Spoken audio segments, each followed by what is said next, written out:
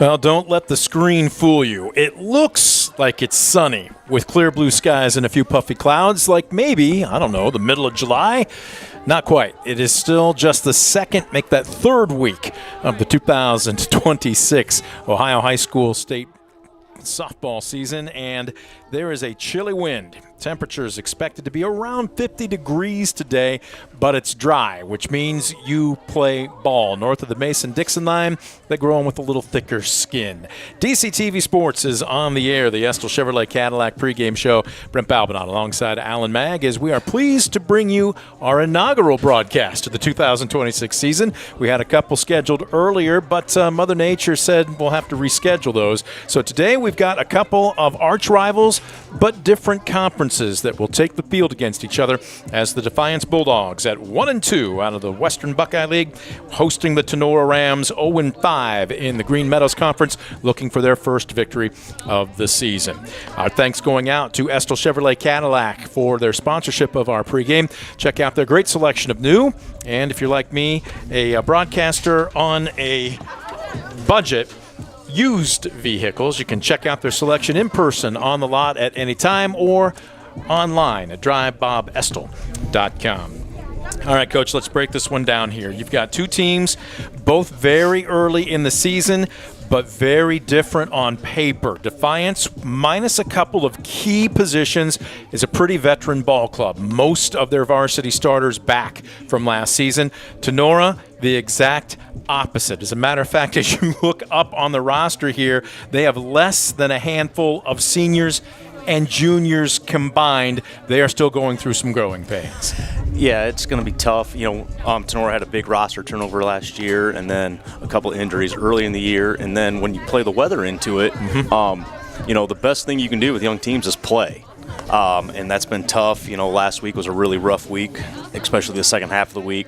So I'm sure they're excited to get back out here no matter what the weather is. And then Defiance, on the other hand, just got a lot of their veterans back, but the same boat, only 3 games deep in the third week of the season. So it's just about getting a chance to get out and play, and that's how everybody improves. How we have reached this point, first for Tinora. They dropped their season opener 12-0 at home versus Eastwood, then 11-2 a couple days later against Archibald. They should have split a doubleheader versus Swanton last weekend. They lost the opener 12-1, and then woulda, coulda, shoulda 8-7 in the nightcap. Likewise, just a couple of days ago versus Continental, a tough 6-4 loss in a situation where I believe what Coach was telling me, all but just 4 runs have been unearned so far this season. Part of that is it starts to lock you up. You've been there before, especially when you've had a very young roster where all of a sudden everybody, paralysis by analysis, I believe is the old cause. And he said, listen, I'd rather have you make an aggressive mistake than a passive mistake. He goes, if you start playing scared this early in the season, you've only got one place to go, and that's down. How do you get a young club like this to just relax? Well, that's the hard part, and that's what you got to figure out. But that's what playing will do. Even today, it's a tough day. It's 50 and sunny, but it's windy. So, your wind chills are probably in the mid-30s, but it's about playing, and this is how you get better, and just continue to work and continue to try to stay positive with the girls as they do make mistakes and understand that that's going to happen. But just encourage them that, every day we got to get better. Well, there you saw their starter in the circle, Zoe Billings. She was their workhorse last season. She went 9-7 with an ERA of 3.38 and 116 innings pitched. She'd allowed 106 runs. Only 56 were earned, over 50 unearned runs. She had a 49 walk total against a 99 strikeout total. So again, it's one of those situations where you don't want that running through your pitcher's head either, thinking I've got to strike everybody out or I've got to make every pitch perfect. This is where you've got 8 defenders, or in this case 7 behind you. It's okay to pitch to contact, isn't it? Yeah, and that's got to be your message to any pitcher. Your job is not to go out and strike people out. Your job is to head out and get us back in the dugout as quick as possible. And that happens by throwing the ball across the plate at any level. And if you're able to do that, and then just hopefully your defense can come through and make you some plays. On the flip side, for the Defiance Bulldogs at 1-2, again, weather hasn't exactly cooperated with their schedule. They opened up their season at Napoleon, a tough 7-6 loss, then opened up at home a few days later versus Perrysburg. One hit, one well-placed ball meant the difference between a 3-2 win and a 4-3 loss. They started the season 0-2. They bounced back over the weekend against Lincoln View with a 2-1 win. And they will be sending the sophomore. She got her comeuppance last year as a freshman. Her and Natalie Ordway really kind of, I don't want to say battled, but they rotated in the circle. But Addie Miller earned that spot about halfway through the season, and she absolutely took off. Again, Addie Miller last season, this is a freshman, remind you, ladies and gentlemen, with some very impressive numbers in one of the more difficult conferences for this size of school. Addie Miller had a 2.65 ERA with an 11-7 record. She had 18 appearances. She allowed in 105 2/3 innings pitched, just 71 runs, again, only 40 earned. So the defense kicked it a little bit behind her. That was primarily in the early part of the season. When the weather warmed up, as you would expect, things got a little bit smoother. But how about this? 22 walks to 113 strikeouts as a freshman at the varsity level, and they are expecting big things out of her again this season. Yeah, that's a tremendous total. You're speechless. Yeah, aren't I was. It caught me off guard a little bit, but that's a tremendous total out of a freshman to be able to come in a pretty tough conference and, you know, against some pretty good teams. And again, you look at Defiance's schedule early this year. You know, it's tough. You know, Lincoln View's a really good ball team, and they were able to beat them, and then a couple of one-run losses. So, you know, she obviously will keep them in the game and always give them a chance. We're going to get a look at those starting lineups in just a second. What we're going to do is take a quick timeout. When we come back, we'll have more of the Estill Chevrolet Cadillac pregame show. You're watching DCTV Sports. Estill Chevrolet Cadillac is this area's new and used car headquarters, earning your trust one satisfied customer at a time. Estill Chevrolet Cadillac, North Clinton Street in Defiance, and online at drivebobestill.com. For the past 70 years, Midwest Community Federal Credit Union has been your financial partner, helping you achieve your dreams and secure your future. Midwest Community Federal Credit Union, with locations in Defiance, Bryan, and Napoleon. Find out more at midwestcommunity.org. Proudly serving the area with the highest quality contracting services for nearly 100 years. Baker Schindler Company of Defiance and Paulding. 419-782-5080. Online at baker-schindler.com. Superior Credit Union, a not-for-profit, member-owned financial cooperative. Visit superiorcu.com to find out more about joining the winning team at Superior Credit Union.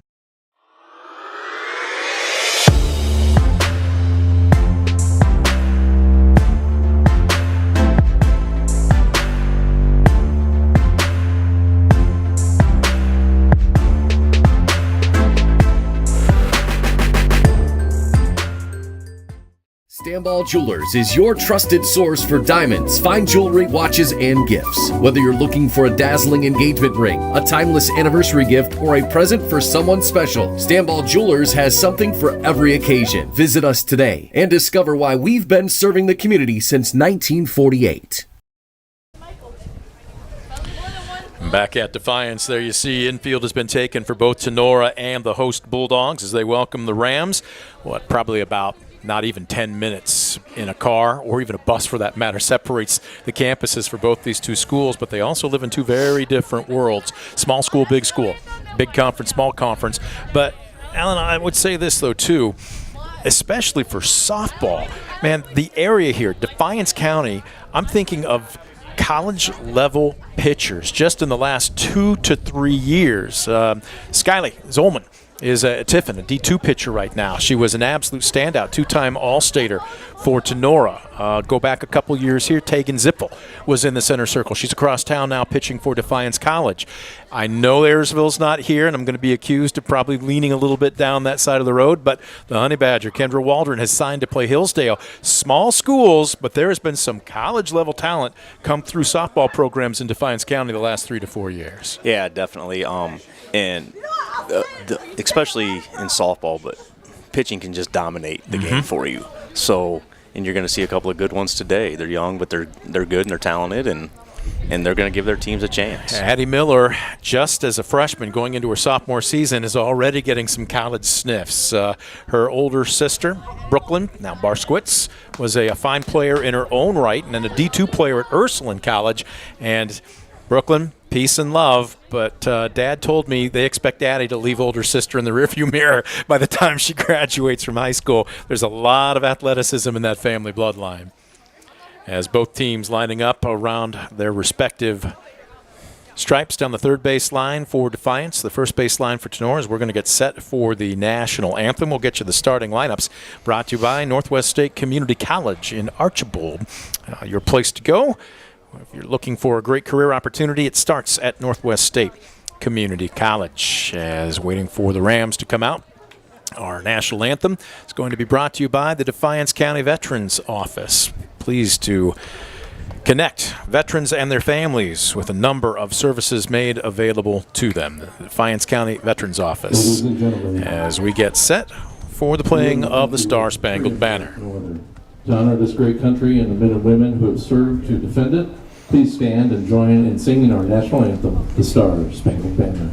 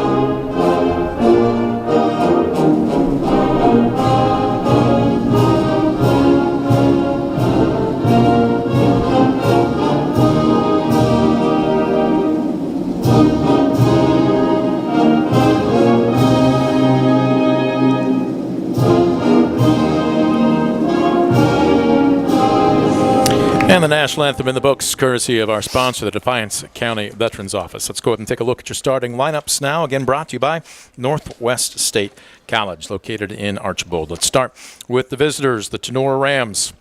They will send the following lineup in this order to the plate. Alexia Rios.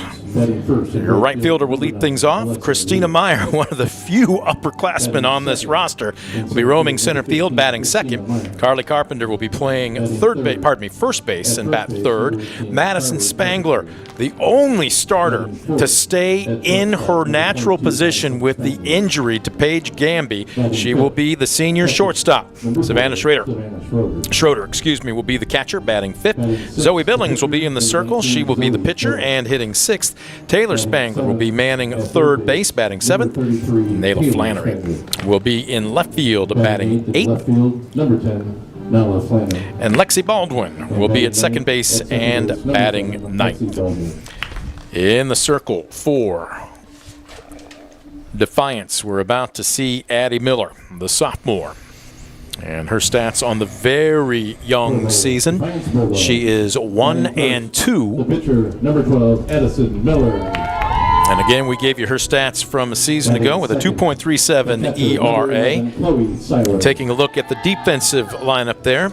Chloe Seiler Sticks, the junior. She was very raw as a sophomore last year, but she has worked, and I'm being told had a tremendous travel ball season in the summer, starting to get some college looks as well. From left to right on the green, it goes Ruth Green at third. There's the big hole in left. At short, I should say, on the left side. Story Krebs with the graduation of Ava Cullen, who's now at Ball State University. Addie Roth at second, and Aliana Stantz at first. From left to right in the outfield, it's Ellie Ward.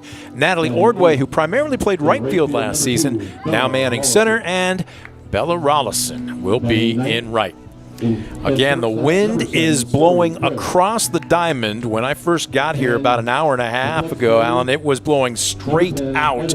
It still looks like it might be a little adventurous. No such thing as a routine fly ball here this afternoon. No, nothing routine here today. It's really going to hang the ball up to the left, and anything to center or right, it's going to push it towards the corner. So outfielders better be on their toes, and infielders better be moving towards balls. There you can see it home plate, and that is exactly what they've coached her to do. Stick Seiler introducing herself to the home plate umpire. She's very bubbly as it is anyway, but they've asked her to come out of her shell a little bit.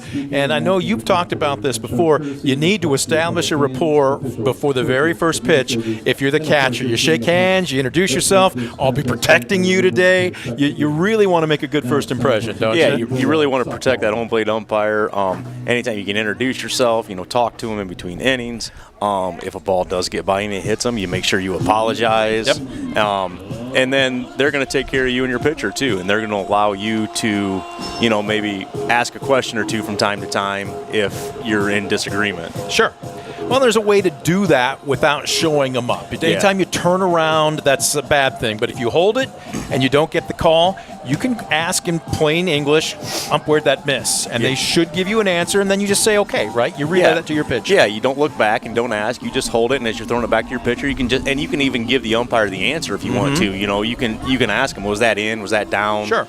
And as long as you're not looking back, throwing a fit, they're going to answer you, and they're going to be respectful of you as long as you're respectful of them. What you're looking at here during the warm-ups is a potential college battery. Right now, Addie Miller just a sophomore, Chloe Seiler a junior, but I would bet money, mainly your paycheck because I don't really have one, that you're going to see both these young ladies continue their careers at some level here in the next 2 seasons. Yeah, that's the great thing. And what I've learned over the years of being involved is if kids are willing to work, they can play at the next level because at every level, that's what it takes. So we're about set to throw out the first pitch. It is breezy. It's a little chilly. And as you can tell, Alexia Rios is going to step in with her warm-up on as she's taken a couple of practice swings. Number 9, Alexa Rios. Rios will dig in from the right side, hitting .231 from the leadoff spot. A little bit of a closed stance. First pitch, paints the black on the outside. And again, you'll see it there. It's not always necessarily where the catcher hauls it in. It's where it crosses the plate. So 0-1. Miller likes to work quickly. Sets, deals. This one chopped foul straight in the dirt. Now down 0-2 the count.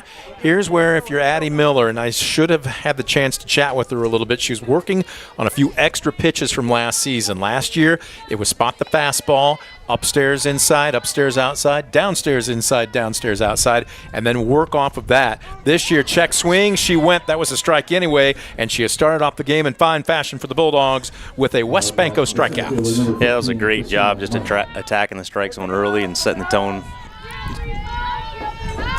And again, we'll wait and see what she's got to work with. I understand she's got a good mix working on the breaking stuff. She told me during the offseason she was working on a potential Scroogey. That looks like a changeup, and that one out in front of it, Christina Meyer. Again, working ahead, getting ahead in the count, and then it makes it a lot easier to pitch. Meyer digging in from the right side. Tell you what, I like the way early going here, inside, outside. She's really working both halves of the plate. Yeah, working both halves of the plate and working with good pace. Swing and a miss. Looked like a rise ball, and right now showing a good mix of her stuff early, and Addie Miller seems to be on. 1-2, you're ahead in the count. Do you waste a pitch here, or do you go straight after her? I think she'll go straight at her here. 1-2 on the way, busts her high and inside. And again, the games are different. Obviously, softball and baseball a little bit different as far as delivery, slots, obviously distance from the pitcher's rubber to home plate.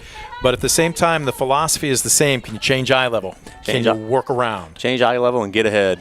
There's a West Bank. Oh, she caught a piece of that. I thought for a second that was a drop third strike, but instead the umpire says foul ball, so we'll do it again. What you saw there, that fastball was designed to ruin the timing. That rise ball ruins your eyes, changes your plane at the last second.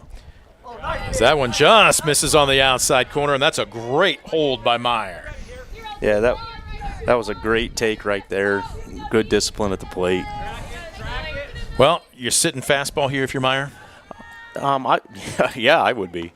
3-2, and wow, froze her. She takes for a called third strike. That's another West Bank okay. 2 up, 2 down. Now at bat, the first baseman, number 2 18, quick outs there by Addie Miller, and she's got it locked in so far here for the first 2 hitters of the game. That didn't look like necessarily a straight change, but did she take something just a little off of that fastball? Maybe just a little bit, and it was up.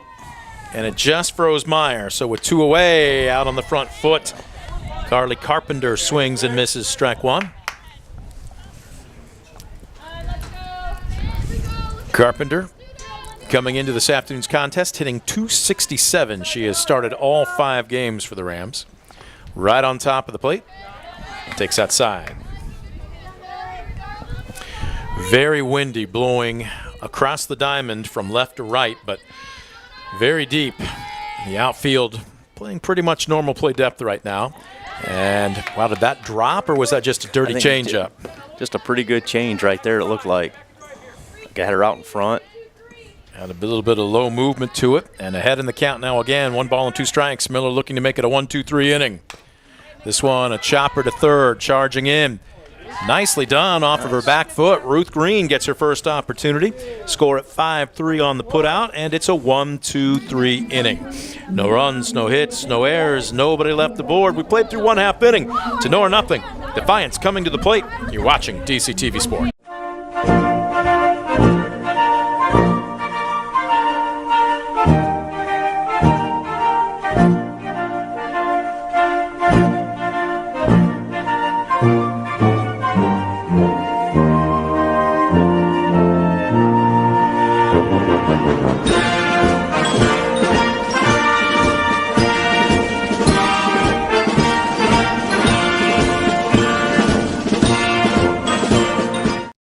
When a fire or natural disaster throws a penalty flag, let ServiceMaster Restore work for you. Anything from minor cleanups to complete overhaul and rebuilding. Contact ServiceMaster by McCann. Bumping it up as we head to the bottom of the first here. Welcome back to Defiance. Rep Avenant Allen Mag. It is the season opener for our DCTV Spring Sports broadcast schedule. And it's done softball style as Defiance hosting Tinora. The WBL versus the GMC, an out-of-conference matchup. But you'd like a little bit of bragging rights at the same time. As it was a 1-2-3 inning, Addie Miller retired the Rams. Now you're taking a look at her counterpart in the circle for Tinora, and they are really going to be relying on her with a very young roster this season. Zoe Billings. Zoe Billings on the young season herself. Again, she has started every game. She's been roughed up a little bit. Although she doesn't have a win, she's only been saddled with 1 of the 5 losses so far this season. She's thrown 20 innings, allowed 40 hits, 37 runs. Again, only 22 earned, 4 walks against 14 strikeouts. So she's going to be around the plate. The question is, can this young defense solidify behind her? As Addie Miller, her counterpart, will dig in from the right side and takes upstairs for ball 1. Addie Miller leading it off. Not just a good pitcher, but a good hitter. 333 on the young season. Oh, she had a hack there. She was on it and fouled it straight back.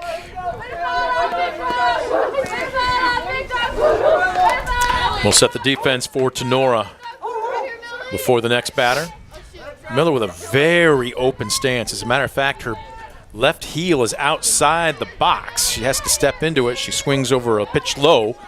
And the count now runs 1 ball and 2 strikes. Yeah, I like the open stance. I think it helps kids see a little bit better. 1-2 on the way. She's a little early and chops this one foul, just underneath the press box.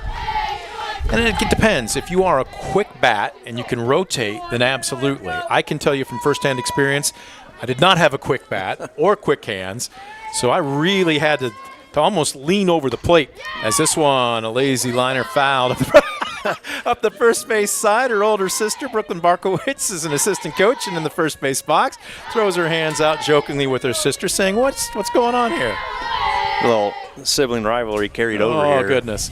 Brooklyn was a fine player, I've been told, not just in her prep career, but she played at Ursuline and was basically a two-way player. She didn't go as a pitcher, but they basically molded her into one. And she was very impressive looking at her numbers. And then I was chatting with her a little bit prior to the game. She lost her senior year, as everybody did that year, to COVID. As this one lined deep down the left field line, but she's out in front of it. Nothing more than a long strike, but she's starting to time Zoe Billings up a little bit. Very good battle here. So Zoe's got to use that to her advantage here and see if she can't get her out in front of something. 2-2. Are you suggesting maybe she pulls a string here? Rubbing the ball on her pant leg. Deals upstairs with a rise ball. And from 1-2, it's now 3-2. On a day like this where you can hear the wind whipping over our crowd mic, it's a little chilly. This is where you really have to be tough mentally. Payoff, fouled away, and Addie Miller remaining a little pest in the leadoff Very spot. good battle here to start. This will be the seventh pitch of the at-bat, so she knows she has seen everything, and now she can settle in. And Billings sets, deals. This one hit deep into right center field, ranging over, laying out, and Meyer can't get there.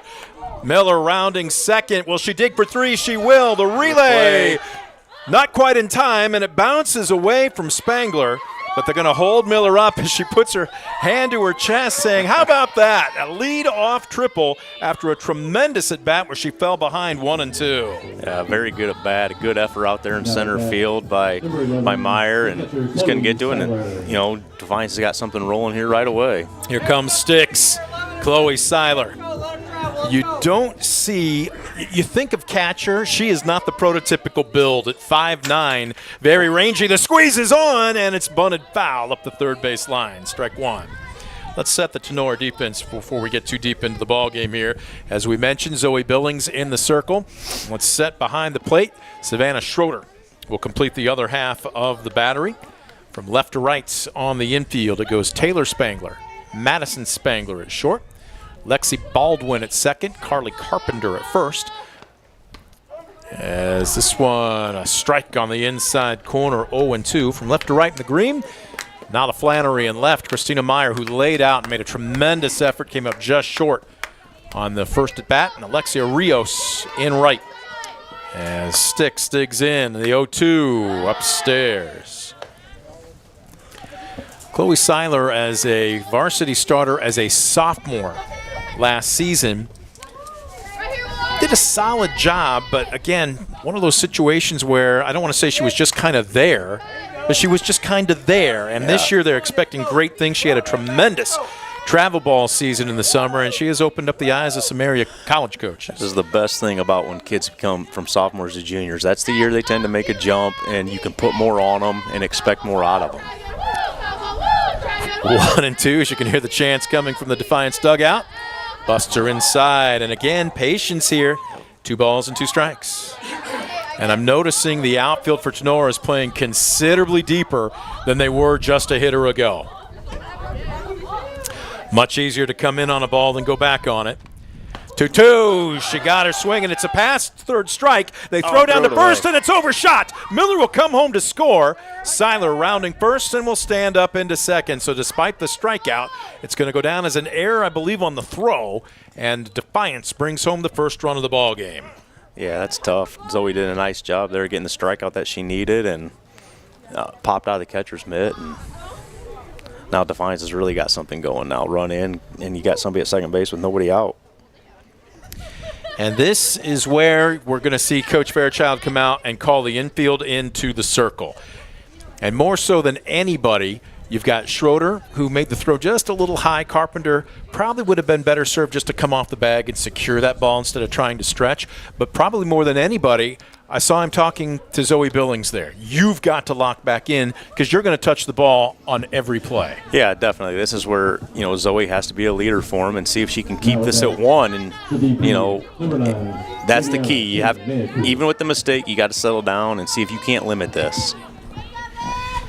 So still nobody down, a runner at second. We'll bring up Virginia King Maeku, designated player and hitting in the third hole here this afternoon. Yet to establish a batting average. She's played in 3 games, still looking for her first hit. Fouls this one straight back. She forces a smile down the third base box. Oh, goodness, looking at Coach Josh Schock as if to say, yeah, I think I'm on it. I think I'm on it. Yeah, it's a good sign when you foul one straight back. Yep. You weren't fooled. The 0-1. Billings pulled a string there. Tell you what, it almost looks, maybe it's the weather. We haven't seen her before this afternoon, but it looks like she's got a little bit of movement and likes to work downstairs in the zone. The 0-2. Swing and a miss. That's a drop. Third strike. Take your time on the throw down to first. No. Much better by Schroeder. And there's where that visit into the center circle by Tony Fairchild maybe just paid dividends. Did a nice job there. Zoe settled back in, got one herself. Now at bat, the left fielder, number 14. On the drop, though, Defiance did a nice job of moving up. And they got a runner at third and trying to get another run here. And here's the point. As a hitter, you just need to put a ball in play. So the one down that'll bring up Ellie Ward. Stands deep in the box and leans back. She takes a strike on the inside corner.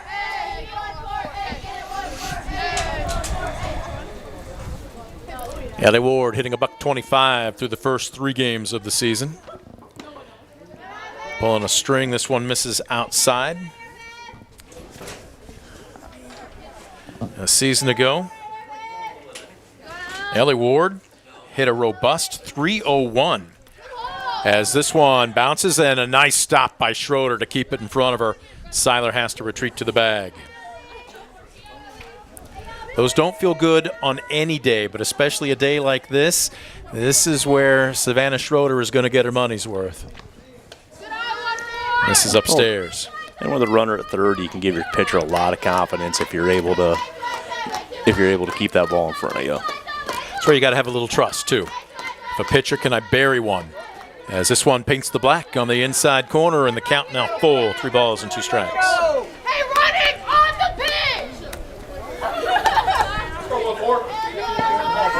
pitch! Billings looking to record the second out, and she does. A calm third strike on the inside corner. A backwards K courtesy of West Banco, and that is a huge second out. Another huge strike out there for Billings. And now you're a pitch away from what you were really in a jam and getting out of it. Yeah, if you are Billings and Tinora and can get out of this inning with just 1 run crossing the plate, you got to feel pretty good about yourself. Here's Ruth Green digging in from the right side, looking at a 1-0 count. Youngster getting the starting nod at the hot corner this season as she fouls this one away.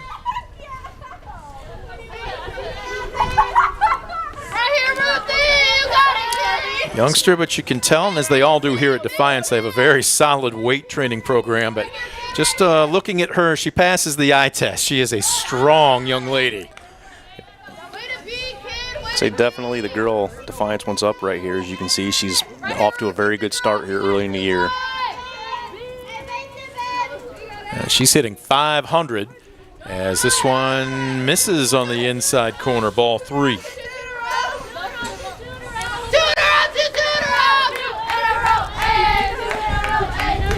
See if Billings challenges her here. Misses inside, ball 4. Runners at the corners. Oh, look out. She takes off and heads to second. The throw down to third, and Seiler's back in time.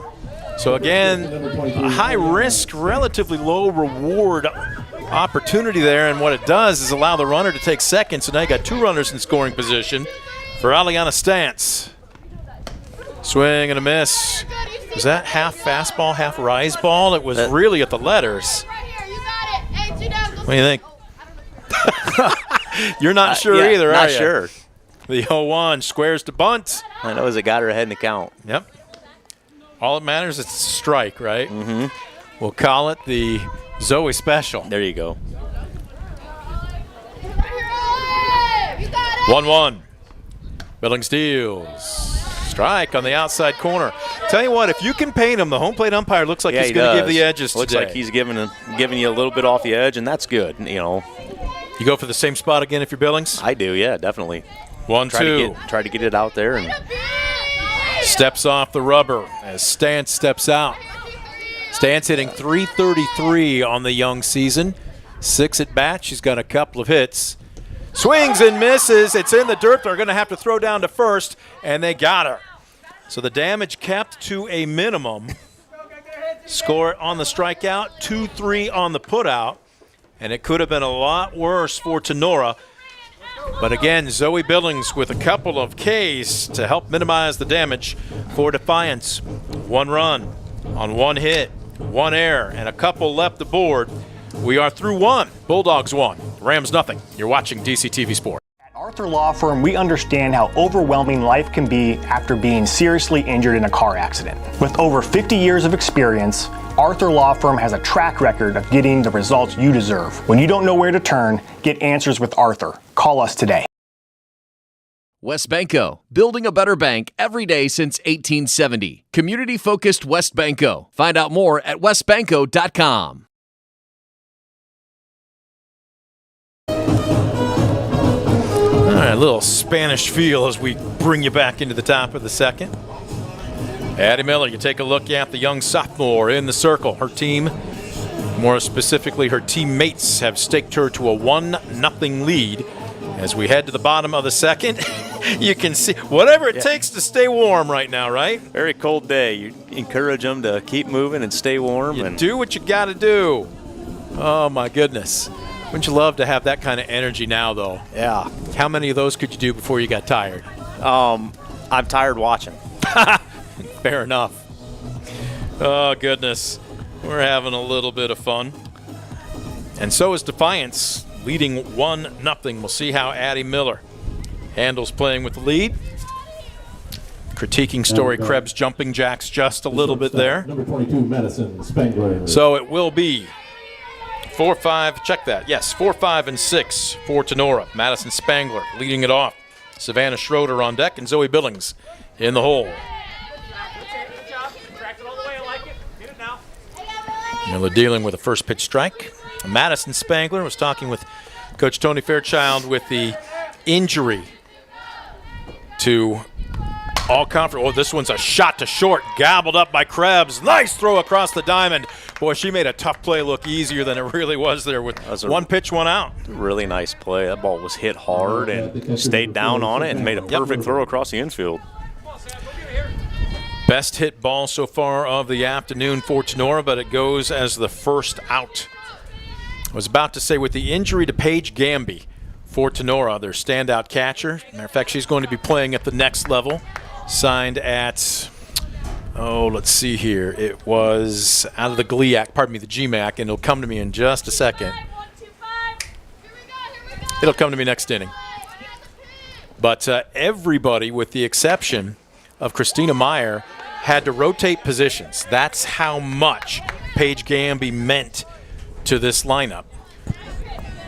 2 balls and no strikes to Savannah Schroeder. Righty-righty matchup. Little late, fouls this one away.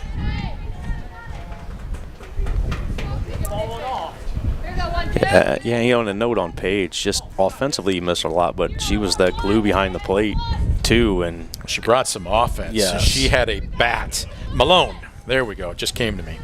Signed to play at Malone, D2. So this one popped left side. Went to high school with her dad, and he was the same way. He was a catcher that could really swing it, and was kind of that guy that held everything together. Paige is a spitting image. Yep. Well, as a sophomore last year, I watched her at Ayersville. Is this one a chopper deep in the hole at short? Krebs with a long throw and unable to hang on to it. Stantz had it, but it squirts out of her glove. And is that going to be an infield single, or are they going to say it should have been an out? Now we're back. The pitcher, number 19, call it E1. And again, on a day like today when it's windy and it's cold, maybe you need your glove oiled up just a little bit more. Again, Alan, it's everything's tough hard. Yeah, it's tough to say, but again, if that's a month later and it's 80 degrees out, she hangs on to that softball. Yes. And that is going to be a pass ball off the mitt of the catcher. So Schrader is down to second base, and all of a sudden the tying run in scoring position. And Coach Barkowitz is going to take a trip to the circle. This is a good little trip here. You know, the first trouble Defiance has been in today, and you just get back out there. You know, you thought you had an out, and now she's standing on second base, and you just settle Addie back in and tell her you can control what you can control here. Yep. You just bear down and get the hitter. She was dominant through that top of the first, I should say, striking out 2 of the 3 hitters she faced. Getting back to what Paige Gamby meant to this Rams lineup. 2 seasons ago at Ayersville, she turned around, wasn't aware that a pitch had strayed or a warm-up toss had strayed across the infield, and it hit her in the cheek. And I thought she was going to the hospital. I'm surprised she was conscious. Her cheek had swelled up. You would have thought a balloon was underneath it. She played. And not only did she play, she hit a ball off of Kendra Waldron that I don't believe has come out of orbit yet. It was an absolute rod and made the difference in a 3-1 win. Is this one a grounder through the hole between short and third? They're going to hold the runner up at third, and heads up base running by Billings to take second on the throw, and all of a sudden the Rams have something brewing here in the top of the second. Great job there by Billings to read that throw that it wasn't going to be able to cut, and she never broke stride coming around first, and now a base hit could get you the lead. Yep. Little things on days like today against a good pitcher. Taylor Spangler will dig in from the right side. This one off the mitt. Seiler keeps it in front of her.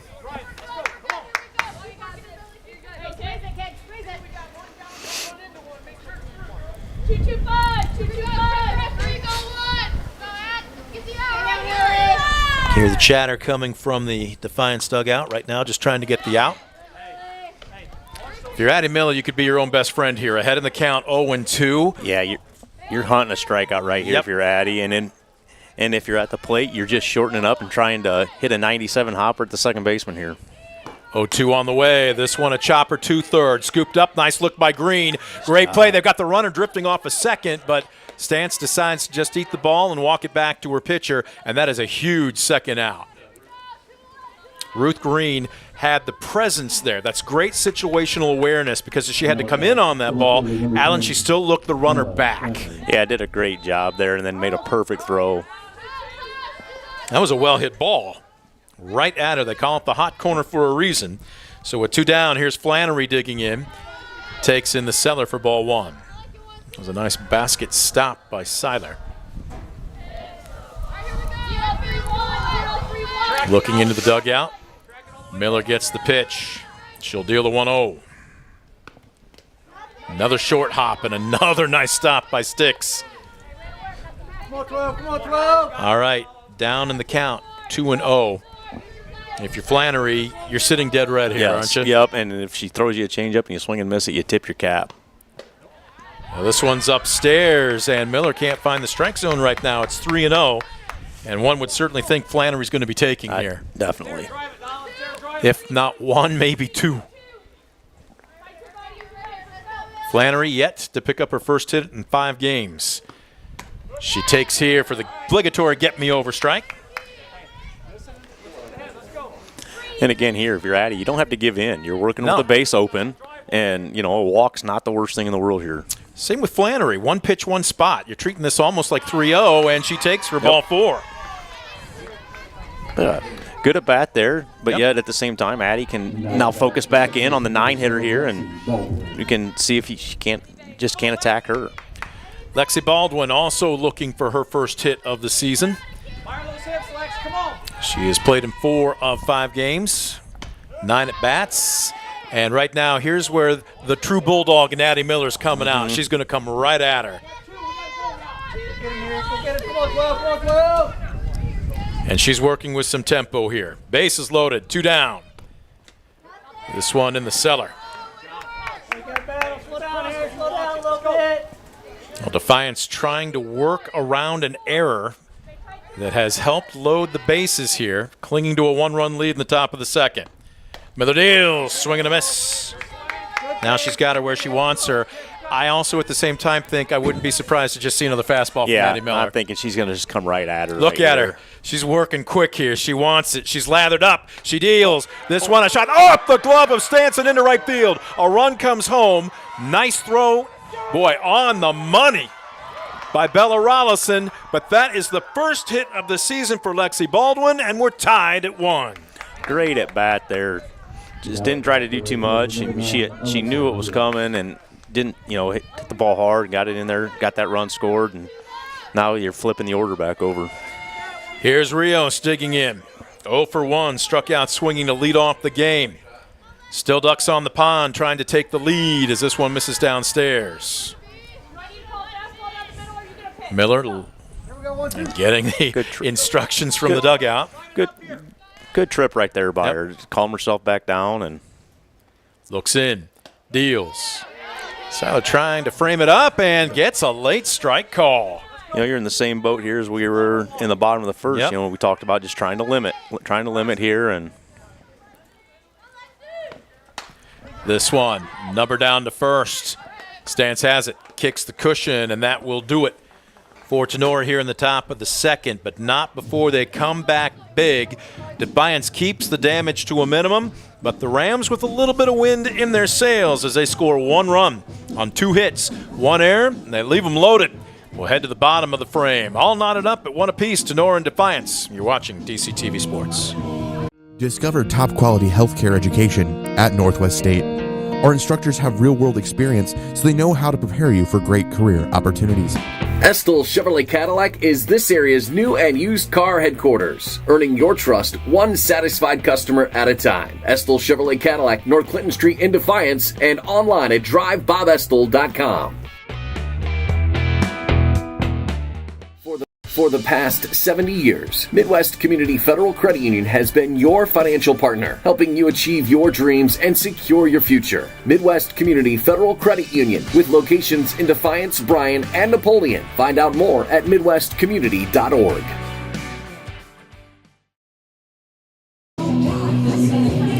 Now there you take a look at the circle for Tinora as we welcome you back, bottom of the second. Rams fell behind 1-0 after the first, left them loaded, but did bring the equalizer home in the top of this frame. And all of a sudden, ditching the warm-ups. Look at this. Everybody's feeling just a little bit more randy in that Tinora dugout. Zoe Billings smiles to her infield, points at herself, and says, "I'm ready, let's go." It's amazing what a little success early will do for you, isn't it? yeah, it gets everybody feeling good out there for her. Bottom third of the order in the bottom of the second. It will be Ordway, Rollison, and Krebs taking their first cuts of the ball game as this one chopped straight down into the dirt, evens things up at 1 ball, 1 strike. Ordway hitting a .111. Entering today's contest. Natalie Ordway saw plenty of time in the circle last season and then eventually moved out to right field. She was pretty healthy at the plate. Hit .294. She's a little late on this one. Chops it foul. 2-2. And you take a good look at that Defiance dugout. Trying to huddle up and stay warm on a chilly, windy afternoon. The 2-2. Billings deals. Brought a rise ball, and it's just above the letters. Had to wait to see as Schrader tried to frame that one up. And the home plate umpire says ball 3, so payoff pitch coming. Chopped foul, we'll do it again.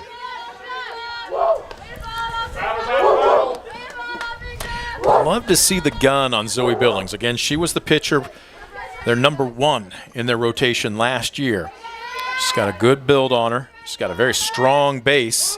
And a called strike 3 on the inside corner. I was about to say she's been working upstairs, downstairs, and just as I was about to, she busts her inside for a called 3rd strike. Yeah, good spot on that pitch. And that's a big first out after you tie the game up to come in, and you got the bottom of the 3rd of the order up. It's a great job right there. That is a West Banco strikeout. 3rd of the ball game for Billings. There's a long swing by Bella Rollison. Fouled straight back. Rollison hitting a robust 375 through 3 games. You talk about, what's a good word? Bubbly. She is a bubbly young lady. No matter what she's doing, quite often maybe in the middle of practice, she will just stop when she sees you, waves, and that's when you have to say, hey, stay locked in. As long as kids can stay locked in. You like it when they're like that, though. Those chopped foul. It's going to stay fair, and that's a heads-up play by Schroeder to let it go. Very good job there by the catcher to let that ball go. You had zero chance of throwing her out right there. Well, Scoop Miller told me the apple didn't fall far from the tree as far as Bella and her dad. So, and we say that with just all kinds of fondness. As she swung over the top of that one, another pass, third strike, and she's going to reach it safely. I thought for a second, did she catch a piece of that? Was it a foul ball? It took a very strange hop, almost like it had some backspin on it. But the home plate umpire said it was a pass ball. And second time in this game, a pass third strike has led to a Defiance base runner.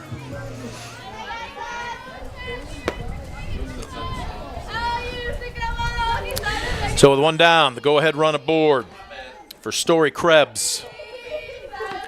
Krebs, this one a wild pitch, well over the catcher's mitt. Rounding second, a long turn at second. And finally retreating back to the bag, Rollison. Stopped to wave to somebody there, and they said get back to second base.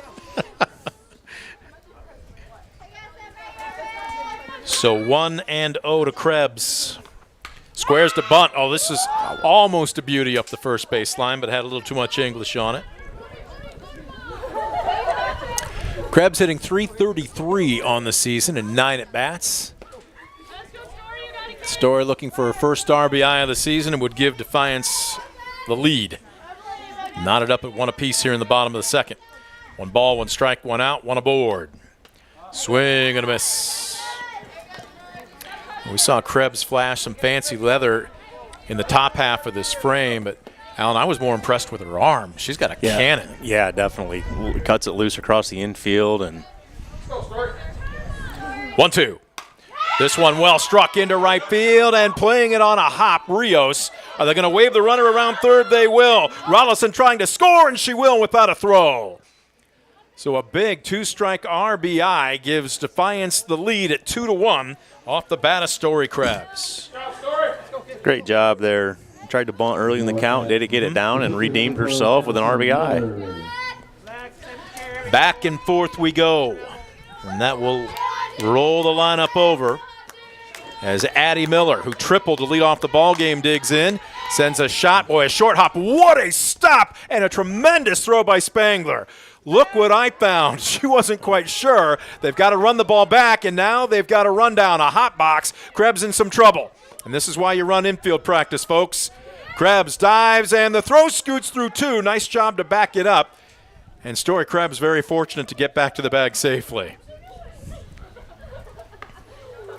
I'm not sure what she saw. I'm not sure if she was being waved, but probably even a little bit farther than halfway there.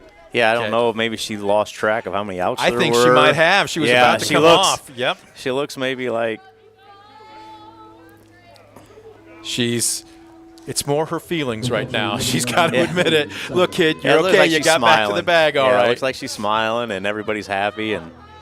But really nice play there. That ball, that was a tough hop. She played well and a really good throw across the infield.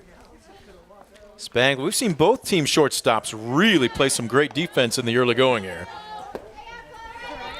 So as it stands, 2 outs, some insurance standing at second base for Chloe Seiler. Reached on a pass ball on a drop third strike, came around to score the game's first run. Check that. Was stranded at third. Miller scored the game's first run. 0-2 the count. Seiler will dig in, trying to lock in. Very deep crouch. This one nubbed, slow roll at a second. Baldwin's got it. Underhands to Carpenter, and that will do it. Score at 4-3 for Tinora to retire Seiler on the side, but not before the Bulldogs come up with the go-ahead run. It comes on 1 hit, the pass ball And it's 2-1 Defiance as we head to the top of the third. We'll take a quick timeout. Back with more. You're watching DCTV Sports. For the past 70 years, Midwest Community Federal Credit Union has been your financial partner, helping you achieve your dreams and secure your future. Midwest Community Federal Credit Union, with locations in Defiance, Bryan, and Napoleon. Find out more at midwestcommunity.org. Proudly serving the area with the highest quality contracting services for nearly 100 years. Baker Schindler Company of Defiance and Paulding. 419-782-5080. Online at baker-schindler.com. Well, the sun's slowly starting to set here as we've passed the bottom of the hour. You can see some long shadows starting to cast out over the left side of the ball diamond here as we welcome you back to Defiance. From Balbinot, Alan Magg saying thank you for joining us on our opening broadcast of the 2026 spring sports schedule. Softball style here is Defiance leading, visiting Tinora by a score of 2-1. Rams will send 2, 3, and 4 to the plate. Second time of this ball game to face sophomore starter for the Bulldogs, Addie Miller. Meyer 0 for 1, struck out looking. Came in today hitting just 77. She laces this one into left field. First pitch swinging. And I kind of get the feeling that Coach Fairchild has told his team, okay, it's one thing to sit and work a count deep, but if Addie Miller's going to challenge you and try and get ahead with a first pitch fastball, sit on it. Yeah, she has. Addie's done a good job of getting ahead of people, and obviously Tenora's making an adjustment to try to get up there and attack that first pitch. Well, and how often, again, I know baseball, softball a little different, but the hitting philosophy can still be the same. Scout on your pitcher. Sometimes the best pitch you'll see in at bat might be the first one. Yeah, definitely, and that's something that I always tried to preach. I always tried to preach to kids, you got to sit in the dugout and we need to talk about tendencies. Hitters come back from the plate, they need to talk. If you're in the dugout, you need to talk about what you're seeing, and definitely if the tendency is a first pitch fastball, we need to jump on that because that's going to be the best pitch you see. Nothing's more frustrating than when you take a first pitch fastball down the middle of the plate and then all of a sudden you strike two, you're swinging at a ball in the dirt, and then you're just in a hole and you haven't even swung at a strike yet. Well, that's one of my old college coaches used to say, and I know it sounds like an oversimplification, but when you're on, you're swinging at strikes and taking balls. When you're off, you're taking strikes and swinging at balls. As this one in the dirt, they're going to send the runner, throw down to second. Krebs couldn't quite field it cleanly. She was actually trying to make that play from in front of the bag, and that was just a good timing mechanism that time by Meyer as she's in safely, and now the tying run at second base. 2-1 the count. Carly Carpenter 0 for 1 with a ground out to third. Ruth Green made a nice play on that, too, because she looked the runner back on that play all the way back in the first inning. 2-2. Miller trying to come up with the first out of the inning. Strike on the inside corner. She got it for a backwards K, a West Banco strikeout. That is a big first out here in the top of the third. So here's Madison Spangler. Now at bat, the shortstop, number 22, Madison Spangler. Made a tremendous play at short in the bottom of the last inning. Oh, she wasn't guessing, was she? No, she found wasn't. It straight back. Nope. Definitely got in there ready to attack. They're sitting first pitch fastball right now. So at what point do you adjust if you're Defiance, or until they barrel you up more than once, you just tell Addie Miller, keep it coming? I think as long as she's getting ahead, you just keep it coming. Now there's going to be some hitters that, you can tell that she keeps looking into the dugout thinking, hoping that she's on the same page with Coach. And she'd better be, or there's going to be trouble at home. The 1-1. Miller deals this one laced deep into the left center field gap. Good height, good distance, goodbye. It clears the wall. A 2-run shot, and Tinora with their first lead of the afternoon. Wow, that was a no-doubter off the bat. And just a big 2-run bomb there to give Tinora the lead. Wow. That exploded off the barrel. And it didn't matter whether the wind was blowing out or not. That was an absolute moonshot. The catcher, number 4, Savannah Schroeder. Madison Spangler picking up big here. Well, she entered today hitting .364. And as I take a look at that, what if I told you that those are her first 2 RBIs through the first 5 games? Tells you one of two things. Either her damages with 2 outs or people in front of her aren't getting on base. Most likely, the table setters haven't been there, but they were in this occasion. And from down 2-1, now up 3-2. And Addie Miller's just going to have to clear the mechanism and hit the reset button here as Savannah Schroeder digging in. 0-1 the count.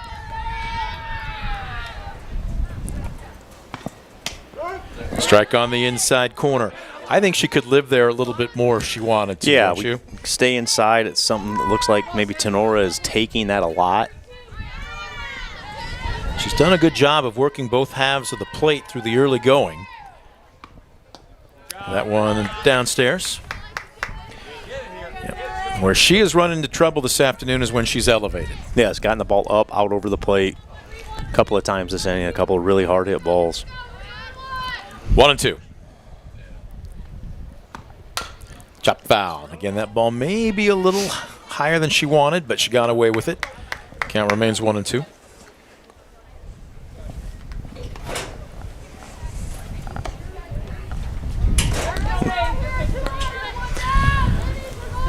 Well, I would say, do you waste a pitch here? Do you come with something off speed? But knowing the tendency and how gritty she is, you anticipate just another fastball here. Popped up, foul territory, and King Maeku just runs out of room. Who's our cameraman up on the first base dugout there? Is it Brock? Didn't even flinch. Didn't he gives us the peace sign. Absolutely. Okay. Oh, I'm sorry. Yes, stance. Pardon me. Aliana, my apologies. This one fouled straight back.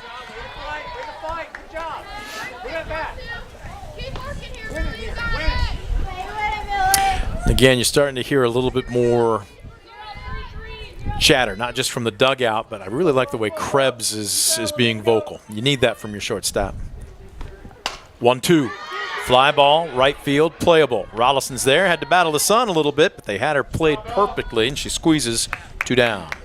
Yeah, perfect positioning there. Was over that way and did a great job of battling the sun, and now you're sniffing, getting back in here just down 1 and letting your offense get back to work. Miller's counterpart, Zoe Billings, will dig in. Billings, 1 for 1 with a single. Takes on the inside corner, ball 1. Well, you see how Tinora has played here this afternoon, and your thought is, how in the world do they come into this one 0-5? Strike on the inside corner. They're doing a very good job today battling, and I'm sure Coach has talked about just continue to work and continue to get better, and it's paying off. So far. Inside corner, there's another strike, and Miller's now really painting with a fine brush.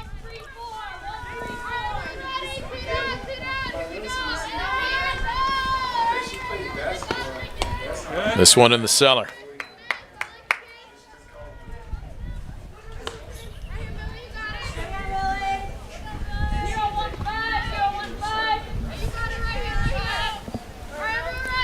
Two.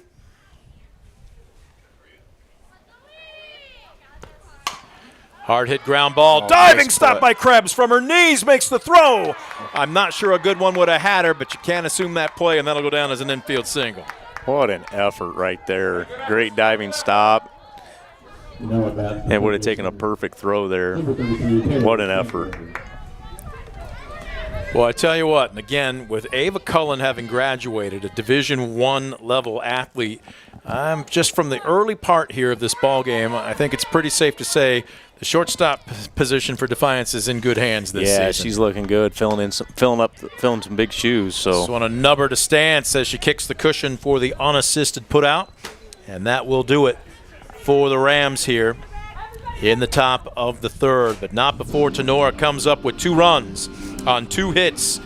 Check that, 3 hits. No errors and 1 left aboard. The big blow, the 2-run homer by Madison Spangler, as it gives the Rams the lead 3-2 as we head to the bottom of the third.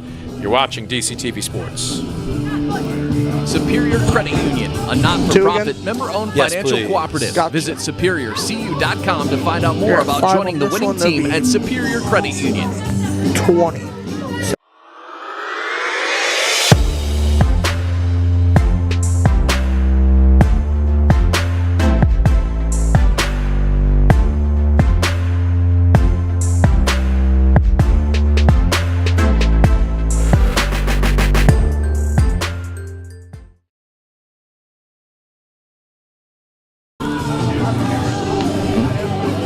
So Pat Benatar, circa 1984 maybe. This is like a walk down memory lane, baby. Who's going to the prom? All right, we welcome you back. Bottom of the third. Tell you what, Tinora has shown some grit here this afternoon. They have trailed twice, they have tied it up once, and now they lead it as the Rams with 3 runs on 5 hits, 1 error.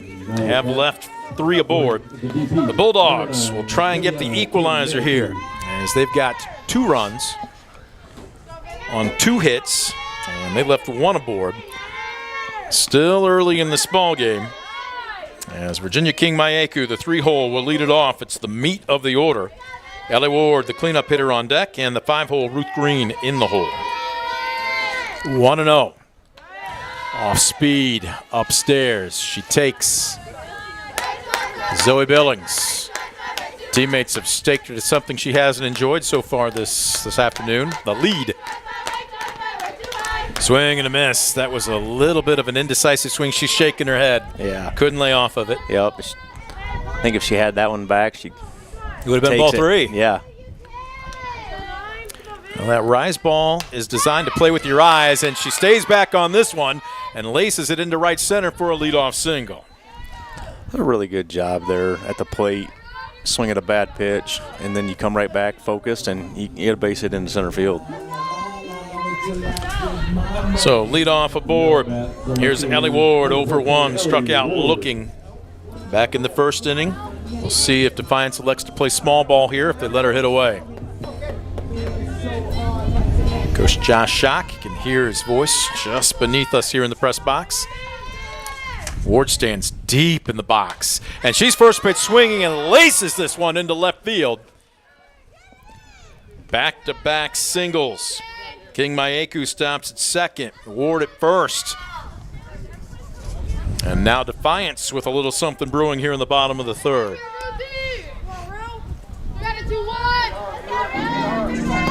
Now at bat, the third baseman. So here's Ruth Green. No official at bat this afternoon. Drew a walk back in the first. Was left stranded aboard.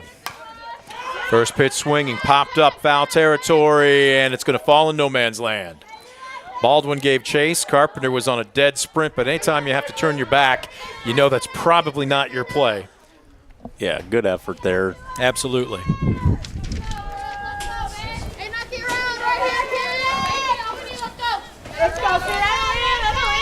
0-1.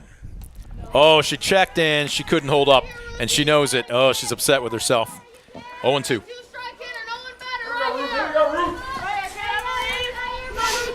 There's just a presence about her.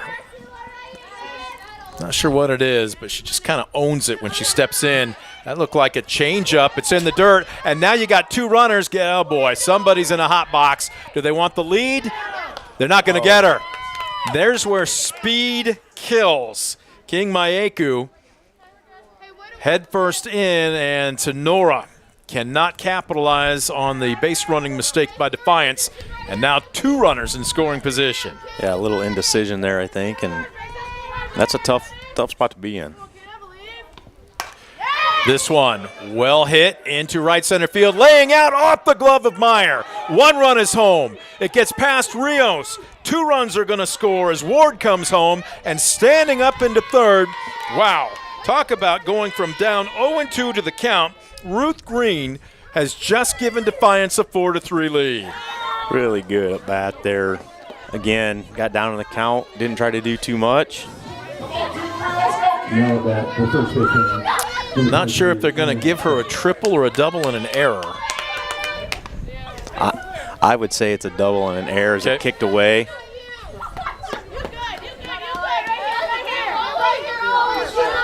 Either way, it's 2 runs, and Defiance looking for more. Stantz squares to bunt. Tell you what, we've seen Christina Meyer lay out, and I mean sacrifice her body on 3 separate plays today, and it's just not quite been there. Yeah, that's tough. You gotta love the effort, though. Absolutely. Love it when kids play hard. This one fouled straight back. Stantz looking at an 0-2 count. And I know as a player, it's so frustrating because you're so close. She's literally had leather on each one of those fly balls. Yeah, definitely. And just all you can continue to play hard. Yep. Change up, outside, 1-2. But how about Defiance? Every time Tinora has threatened, they've had a response today. Yeah, they've done a great job answering all the time here.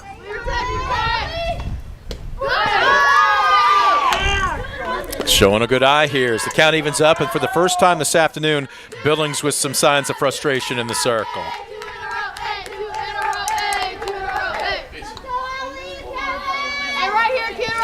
2-2, Billings rocks and fires. This one well hit deep to left field. Going back, it's going to fall in between Meyer and Flannery. It will score Green, and stopping at second, Stantz with an RBI double. 5-3, Bulldogs. Yeah, another big answer there, another big hit, another RBI. Defiance is up 2 now. The runner at second, still nobody out. Check swing, Ordway, and the runner goes without a throw, a stolen base. Good job, 2-3, that girl. Stantz into third.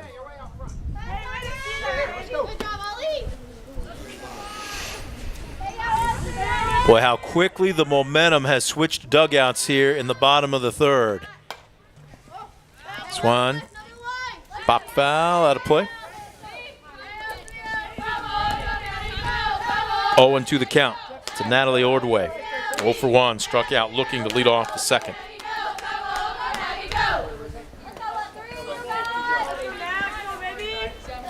Looking at the body language here, Zoe Billings, she's trying to lock back in, Buster inside, but misses 1-2. Yeah, here's where you just as the pitcher, you just got to stay positive. You made good pitches. They've just put the ball in play, and you just got to keep battling and keep competing. Well, with one exception, and it was a hit, it just ended up meaning extra bases from a double to a triple as a strike 3 called on the outside corner, and Ordway looks skyward.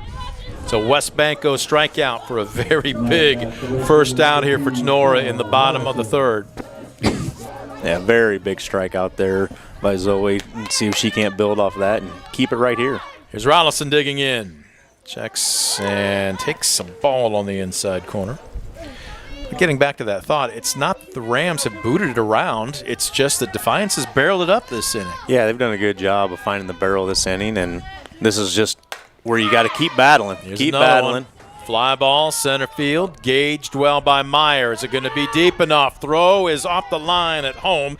It'll be a sacrifice fly for Bella Rollison, and it's 6-3, Defiance.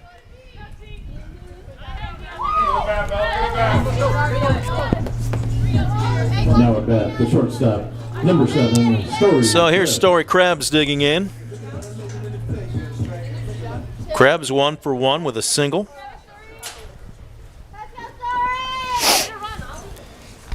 Picked up an RBI an inning ago. Gonna let you in on a little secret because I haven't really talked to Story Krebs much before today.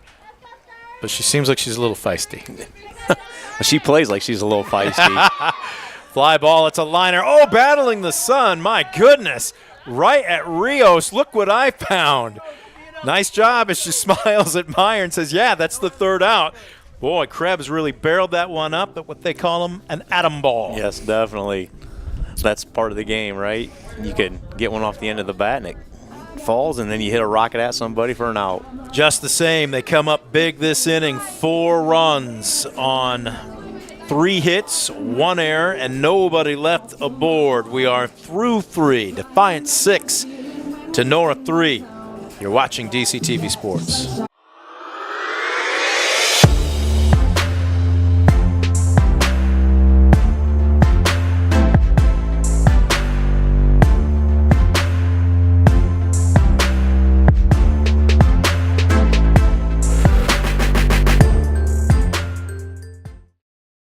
Stamball Jewelers is your trusted source for diamonds, fine jewelry, watches, and gifts. Whether you're looking for a dazzling engagement ring, a timeless anniversary gift, or a present for someone special, Stamball Jewelers has something for every occasion. Visit us today and discover why we've been serving the community since 1948.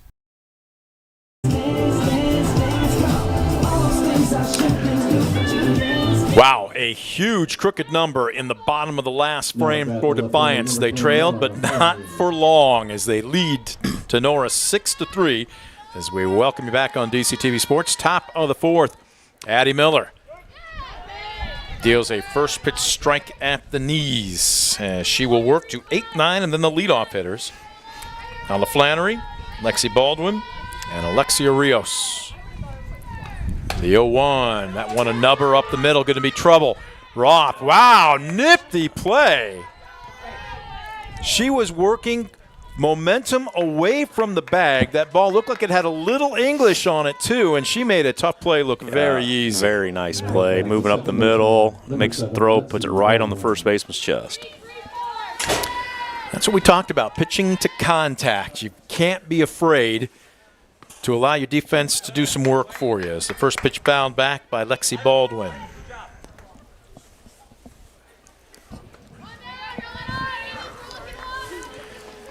And this is on a 50-degree day with what? We were looking at, well, that wind is really whipped up again, and it's blowing straight out to right field. As that one's upstairs, I don't know if one of our camera guys can get a shot of the flag, but it has really picked up right now, and it is stiff straight out to right center. That's got to be what, 20, 25 miles an hour? There you get a good look at it. So it's a hitter's park right now, and what it also does is make that 50 degrees feel probably more like, I don't know, upper 30s. Yes, definitely. Becomes very tough to hit. You're very cold. 1-2. Miller misses upstairs. Well, that's always the big talk. Is it hard to pitch when it's this cold? Yep. Well, it's hard to hit when it's this cold. It's just hard to play. This weather is not conducive to the game. 2-2. We'll see if she tries another rise ball. Instead, blows her away with a good firm fastball. West Banco, strike 3, 2 up, 2 down.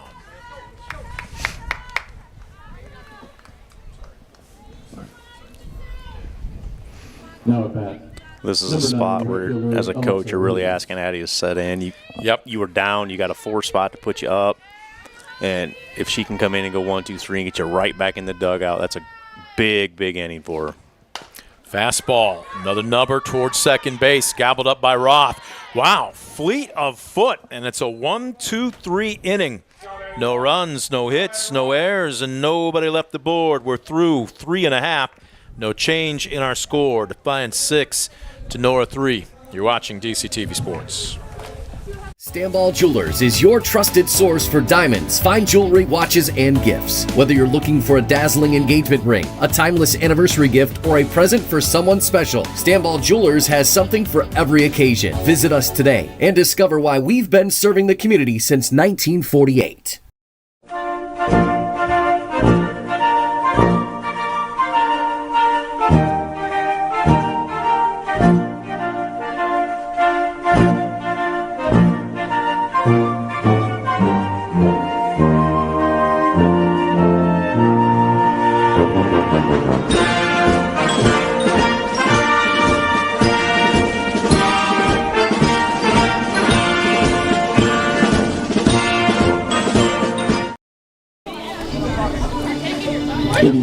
Bottom of the fourth. No change in our score. Pitcher, number 12, First time in Miller. 3 innings that Defiance has had a clean inning.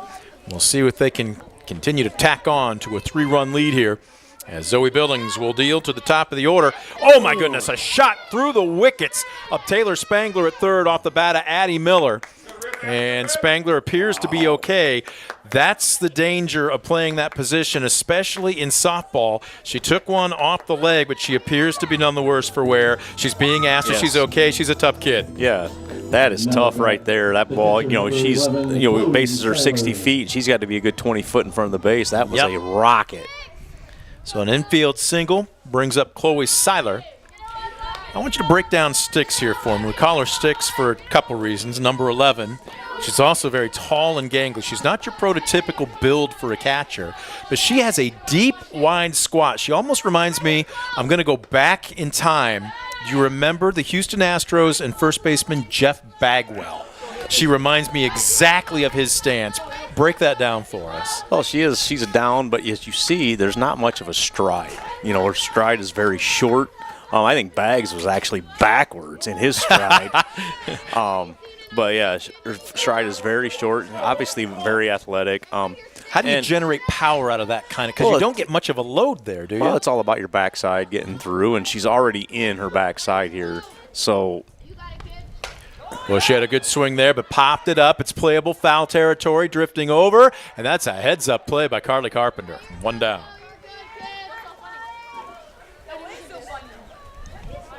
So here's King Maeku stepping in. How about this? They've kept the line moving today. This is the 4th inning, and King Maeku's 3rd at bat. Yeah, they have. They've got their base runners in trouble every inning. And she's 1 for 2 with a run scored. Squares to bunt. The runner goes. Throw down to second, and it gets past Spangler. It's going to get into center field. Nobody was there at short to back it up, and that's going to end up being 2 stations for Addie Miller. So give her a stolen base, and then I'm going to guess, was the throw fieldable? E2? Yep. Yeah, unfortunately that one goes E2 no matter what. And now some extra insurance standing just 60 feet away, and Coach Fairchild is going to call the infield into the circle for a quick powwow. Well, you're down 3. You're working your way fairly deep into this ball game right now, and there's only 1 out with a runner at third. Do you bring the infield in? What's the convo about? Yeah, this is a big spot right here. My guess is the infield comes in. You got to set it to where the ball's got to get through to score this run. Well, they're going to play the corners in, but the middle back. Well, you are on turf, so it does get to you quicker. True, so and you're not going to get a bad hop on this field. And this is the luxury that you have with turf, is you can keep the middle back, and if it's hit hard, you still have a play at the plate. So 1-0 the count. King Maeku digging in. Swings and misses. She's had a little trouble laying off the rise ball today. Yeah, definitely a spot you get here, another strike spot you want to go back to. Well, look how deep the outfield is playing, especially Meyer in center. She's almost on the warning track. This one a chopper to third. Great snare by Spangler. Throws. There's going to be a play at the plate. Not in time. Addie Miller with the speed. They knew it was coming, and sometimes you just tip your cap to the opposition because Tinora couldn't have played that much better. Addie Miller was just too fast. Yeah, did a great job of looking her back and went across the field, and Addie did a great job of reading there. As soon as she let the ball go, she was taken off towards the plate. And how about the chin there from Spangler? She took a shot off a ball that really got on her in half a blink of an eye, showing no fear. She's still up. She fielded that one cleanly, looked the runner back and through, and she's still coming halfway up the line again. My goodness. Takes a little bit more courage to play that position, yes, doesn't it? Yes, it does. I was always a middle infielder. I had a little time to react. I was an outfielder, so I didn't have to worry about it. 1-1. Pop foul out of play. Ward 1 for 2. Single and a run scored an inning ago. She struck out looking back in the first. For a second, I thought that was a sound effect, but do we actually have a live dog? No, it's a sound effect. Or it might be a live dog. Okay. Yes. 2 balls, 2 strikes, 2 outs. Deuce is wild. Billings trying to get out of the inning. Swing and a miss. She pulled a string. They're going to say that's a pass ball, 3rd strike. Just to be safe, they'll throw down to first. Carpenter will kick the cushion, score at 2-3 on the strikeout. The damage is kept to a minimum, but still more insurance for the Bulldogs. 1 run on 1 hit. No errors, and nobody left aboard. We're through 4. Defiance 7, Tinora 3. Back after this on DCTV Sports. When a fire or natural disaster throws a penalty flag, yes, let please. ServiceMaster Restore work for you. Anything from minor cleanups to complete overhaul and rebuilding. Contact ServiceMaster by McCann. Tinora, just keep it. In life, unexpected challenges can test us. If you've been seriously injured in a car accident, you deserve a team that understands. Because your story matters. Call Arthur Law Firm today. We'll fight for you every step of the way.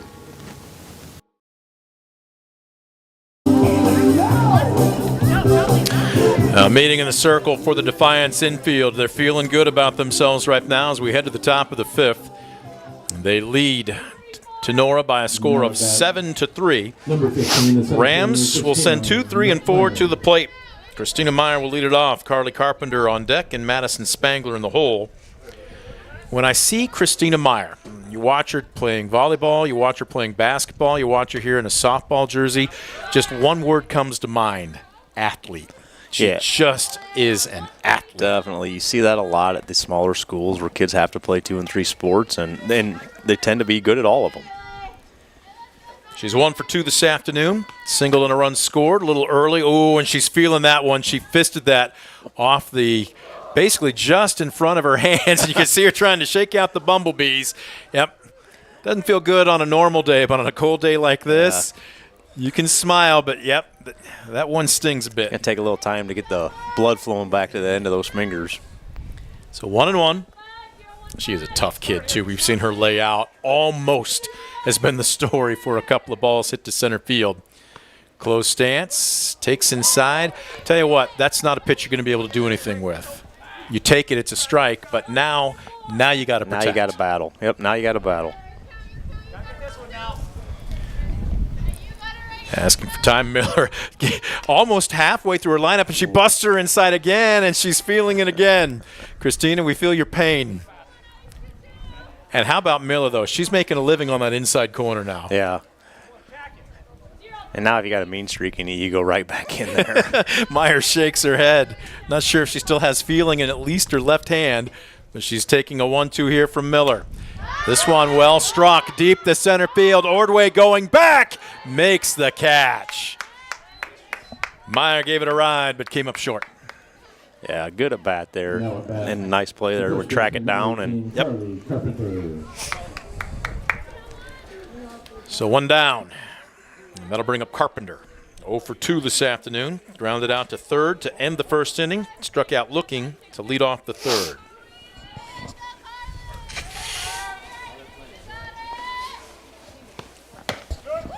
And there she's got, boy, she's painting now with a very fine brush. It took maybe an inning or 2 here. And again, the weather certainly was a factor, but it looks like Addie Miller is finding her groove. Yeah, definitely settling in here after the home run. Getting back to getting ahead of hitters. Well, she didn't get that call as I was looking there. Might have been a little low.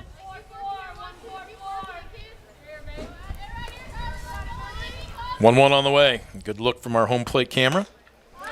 This one popped into very shallow right field, and it will get down for a bloop single.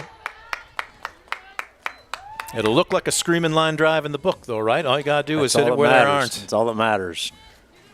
Find the green. Number 22, Madison Spangler. So here's Madison Spangler digging in. She's flashed some fancy leather at shortstop this afternoon. A very good play by both shortstops today. Spangler 1 for 2, but the one was a big one, a 2-run homer, and an absolutely no-doubter off the bat. covering the left center field fence. It's 205 to straightaway center, and my guess is that was at least 10 feet over the fence. At least. The 1-0. Well, she had another good cut there, and Miller got away with one. My goodness.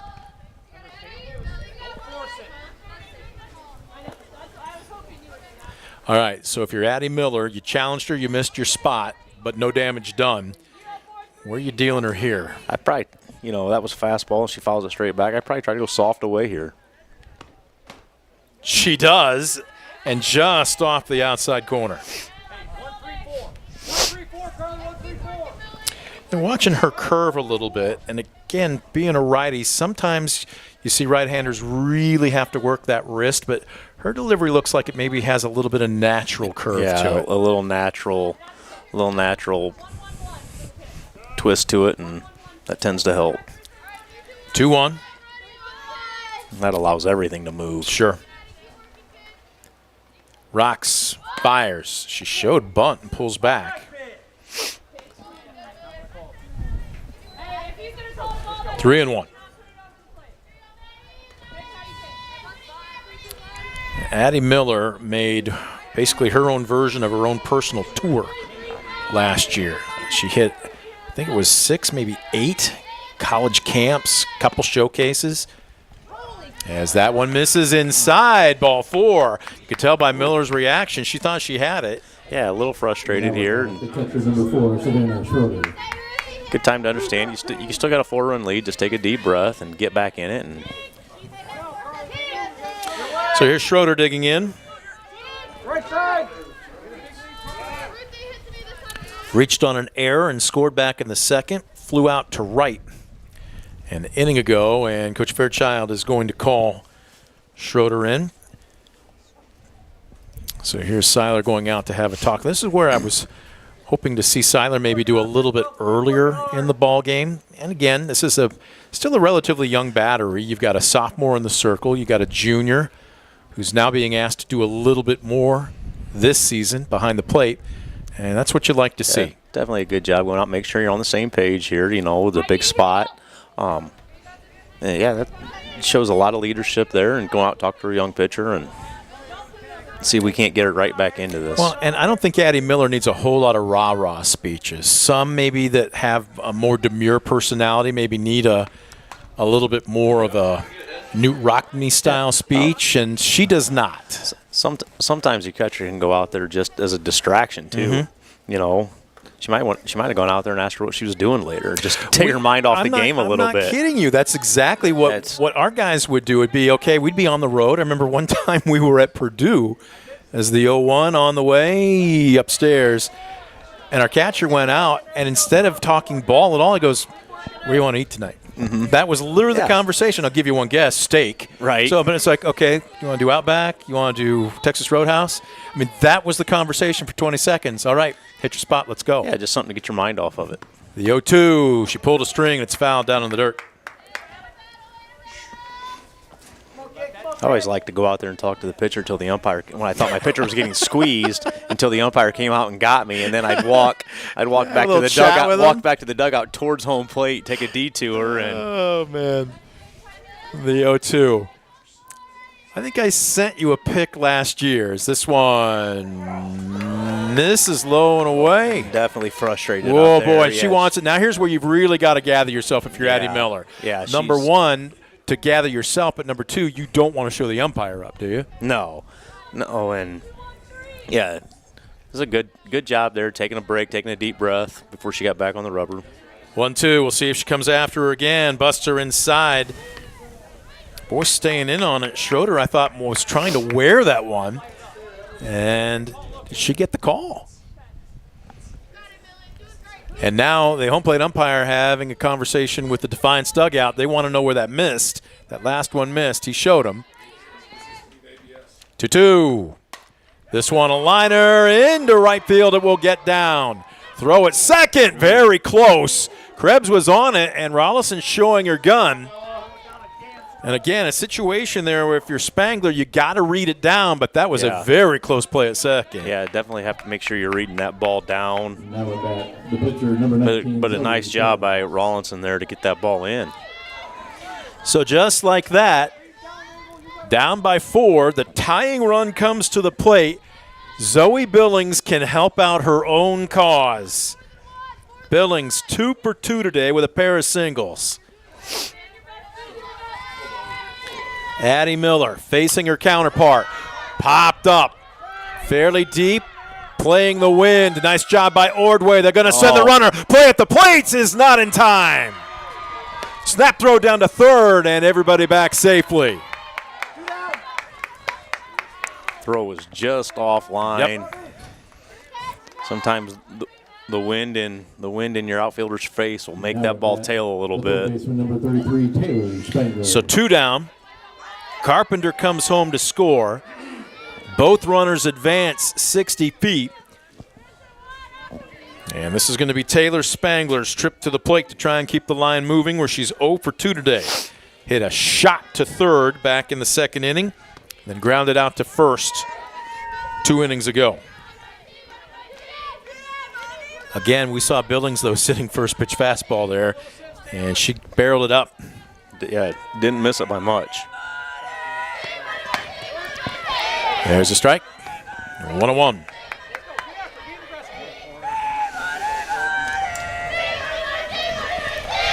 You can hear the chants now. A little bit of more electricity coming from the Rams dugout. Yes, Tenora's woken back up. Yep. They've just kind of been our version of the Bad News Bears here this afternoon. Just very gritty. Gritty young ball club. And here's Seiler coming out. Whatever she says gets a smile on Addie Miller's face. Look, the damage can be minimal here if you're Addie Miller. You've got a 1-1 count. You're dealing to the 7-hole hitter who you've owned here this afternoon.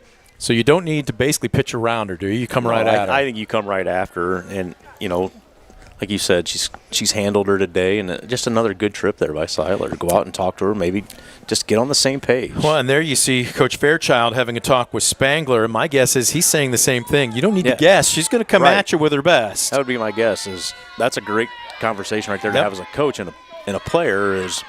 Woo! Fastball, this one a number. It's going to be a tough play by Krebs. Throws off her back foot. Oh, what a scoop by Stance at first. What fancy leather by the first baseman. It saves a run and gets Defiance out of the jam. As we go to the bottom of the 5th, Tinora, 1 run on 2 hits, no errors, and a couple left aboard. They get something, but Defiance keeps the big inning at bay. 7-4 our score. As we head to the bottom of the 5th, you're watching DCTV Sports. In life, unexpected challenges can test us. If you've been seriously injured in a car accident, you deserve a team that understands. Because your story matters. Call Arthur Law Firm today. We'll fight for you every step of the way. West Banco, building a better bank every day since 1870. Community-focused West Banco. Find out more at westbanco.com.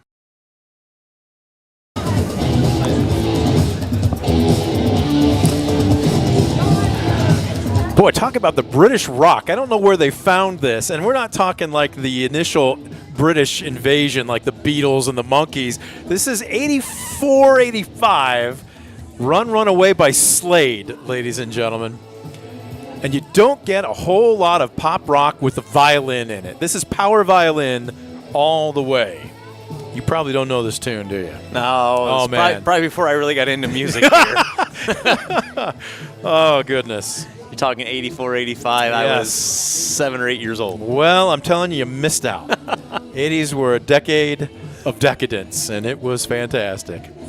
All things to everyone. Run away. Speaking of running away, Defiance is trying, but Tinora is hanging within arm's reach here.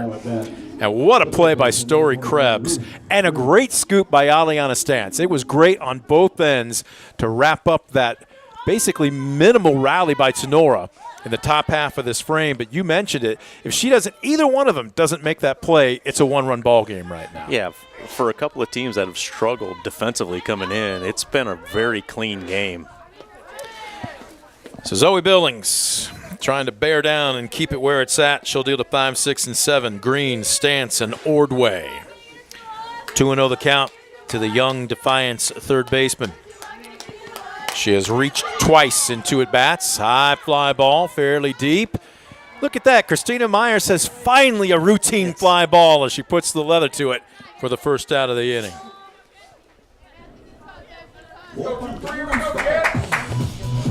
So 1 down. You know this one. Unfortunately. A little Gangnam Style. Yeah. A guilty pleasure. Probably 1 to 1A to the Macarena. You can basically move them back and forth. 1 down, here's Stance. Made a great scoop on that throw by Krebs in the top half of this frame to retire Tinora. And that's going to be a strike. I thought that was a ball, but umpire with a delayed strike call. This one low. Oof, bounces off the chest protector of Schroeder, and it just takes a dog to play that position, doesn't it? Yeah, to be a catcher, it has to be something you want to do because it's not fun. You get beat up all day long. 1-1. Paints the black on the outside corner, 1-2. Well, they jokingly call the catcher's gear the tools of ignorance, but it takes a real tough mindset, just like that. Job. Schroeder staying in front of it. 2-2.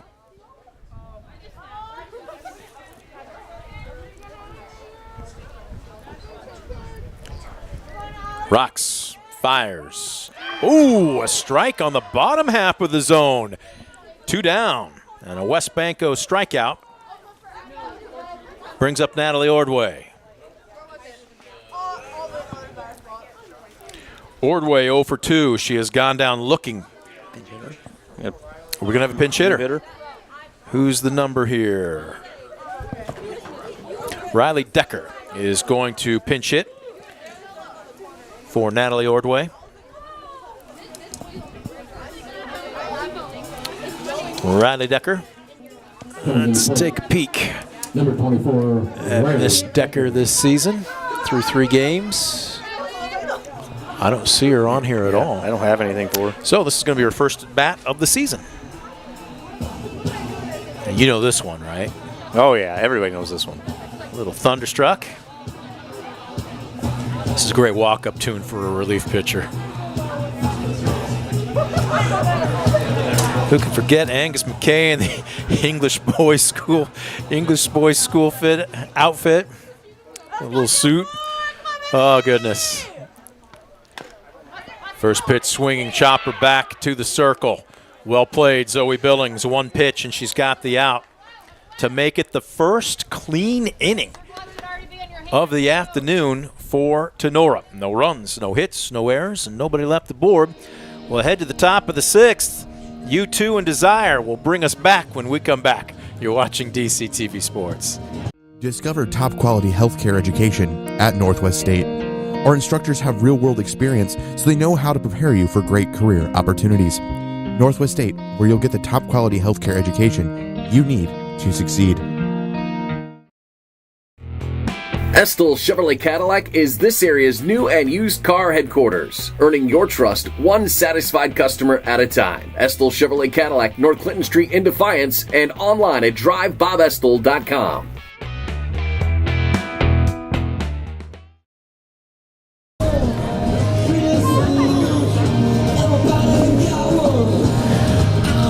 Top of the 6th. For as much offense as we've had, this game has had tempo to it. Yeah. It's been defensive, but again, the runs have come in spurts today. Yeah, it has. And a great job there by Tinora in the bottom of that inning to throw their first goose egg up on the board and continue to give yourself a shot. Addie Miller looking to close this one out strong. She'll deal to 8, 9, and then the leadoff hitters for the Rams. Flannery 0 for 1 with a walk. Baldwin on deck. She's 1 for 2 with a single. And the lineup turns over to Rios, who's hitless in 3 at-bats on the day. This one upstairs on an 0-1. Not that you need all 3 back this frame, but you don't want to go into that last inning needing all of them. How crucial is it for Tinora to get at least something? They've got to get something. if I'm trying to get 2 here to where you're definitely within striking distance, yeah, and that even puts more pressure on the pitcher and the defense as you head to the 7th. 2-1. Miller leans back. Swing and a miss. She took a little something off of that. That's her dirtiest changeup so far of the afternoon. You got one more now. You got one more here. Make it work. Make it work. 2 balls, 2 strikes. Flannery. Boy, she's just got what we used to call nervous feet. She kind of moves up, then moves back, and I know it's tough to get your timing down, and she takes a strike there. A West Banco strike out to lead off the 6th. So here's Baldwin. 1 for 2, struck you out 2 innings ago. Singled back in the 2nd. Swing and a miss. Decent rise ball. Yeah, she has come out attacking here so far. The 0-1. Worked her downstairs there. Now that's just, usually you think of working the opposite, right? Ride the ladder. That time she rode the staircase down on her. She started her high with a rise ball, then brought her a good fastball down around the knees, and now she owns her at 0-2. Tries to paint the inside corner. It's ball 1.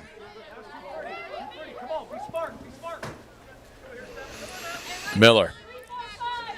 Still a lot of pop in this youngster. You can tell when she's not happy that she doesn't get a call.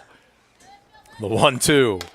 This one golfed into shallow center field. Oh! Almost a great diving catch by Ordway. It was in and out of her glove, and that's a heads-up play by Baldwin to head to second. Natalie Ordway almost made the play of the game. Tremendous, tremendous effort. And a great job running the bases there of not assuming she was going to catch it. And she never broke stride. As soon as that ball popped off her mitt, she was on her way to second base. Yep. One of the most unorthodox doubles you are ever going to see as Ordway smacks her fist into her glove. You cannot fault the effort. She had it until she hit the ground, and it just squirted out of her leather.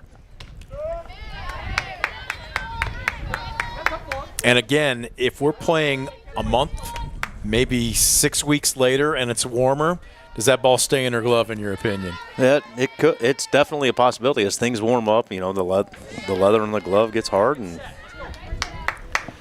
so how do you counter that in this kind of weather? I mean, when it's warm, we would always just say, give me the oil. I'll tack it up a little bit more. You can't do that when it's this chilly, though, can you? No, you just have to figure out a way to – it's about building the pocket into your glove and – squeezing a little harder? Yeah. Always had guys that would, possibly spit into their gloves and make them try to make them tacky. And Mother Nature's all natural preservatives. Yeah, absolutely fixes everything. 2-1, swing and a miss. Boy, Rios has struggled today. 0 for 3. You know who sympathizes, or at least can empathize with Natalie Ordway on that play? Swing and a miss, strike 3. A West Banco strikeout. 2 down. Now at bat, the center fielder, number 15, Christina Meyer. The very young lady who's stepping up to the plate right now. I thought you were going to say Christina Meyer. She's laid out 3 times this afternoon, gotten leather on everything. Just hasn't quite been able to come up with it. Some great aggressive play by our center fielders today. We're seeing some athletes here, and this is still only game 6 of a long season. Meyer 1 for 3. Struck out looking in the first, singled and scored in the third, flew out fairly deep to center. Just in frame of go as this one misses upstairs. You and I were talking about it during our last commercial break. I know it's tough when you lose not only your emotional leader, but basically your best player, your physical leader in Paige Gamby. But there's some talent on this Tinora roster. They just need reps. They need to get more games under their belt. Yeah, I love the grit this young Tinora team's playing Absolutely. with. Really hard-nosed. And they have high expectations for themselves. Sure. They've made Defiance work today as a rise ball, swing and a miss. That's a West Banco strikeout, and Addie Miller, despite giving up the 1-out double, keeps Tinora off the board. As a matter of fact, she strikes out the side. No runs on 1 hit. No errors and 1 left aboard. We'll head to the bottom of the 6th. Bulldogs 7, Rams 4. You're watching DCTV Sports. For the past 70 years, Midwest Community Federal Credit Union has been your financial partner, helping you achieve your dreams and secure your future. Midwest Community Federal Credit Union, with locations in Defiance, Bryan, and Napoleon. Find out more at midwestcommunity.org. Proudly serving the area with the highest quality contracting services for nearly 100 years. Baker Schindler Company of Defiance and Paulding. 419-782-5080. Online at baker-schindler.com.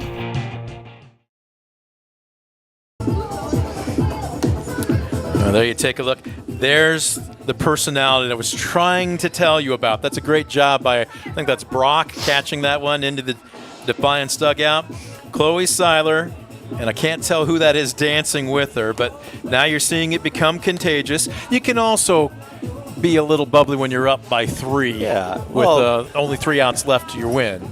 Well, the thing, you're playing a game, and if you can't have fun while you're doing it, you know, what are you doing out here then? They also are trying to stay warm. Yes, yes. So we head to the bottom of the 6th, and are we going to have a pinch hitter here? We are. This is going to be Bella Gutierrez hitting for Bella Rollison. Bella Gutierrez, I believe, was the starting second baseman for much of last season. There's a lot of talent on this roster. As this one popped up, battling the sun. Nice job hitting to her knees. Lexi Baldwin makes the catch. And I like what Maddie Spangler did, come over there and swat her on the behind. Absolutely. We saw you. We saw you. Nice play. So score at F4 for the first out of the inning. Story Krebs hit an absolute rod to right field her last trip up. This is going to be a slow roll to short. Spangler. Wow. Speed versus power, and Spangler just got her on the bang-bang play at first. Yeah, definitely showed the arm off there. Whew. Krebs was getting down the line, and Now at bat, the pitcher, number 4, again, 3 outs away from dropping to 0-6, but Tinora really was some stuff to build on here this afternoon against Defiance. As looking ahead to the top of the 7th for the Rams, it's going to be the heart of the order. 3, 4, and 5, Carpenter, Spangler, and Schroeder. They're not done yet. But Zoe Billings trying to keep it where it's at, and that was a nifty swing by Addie Miller.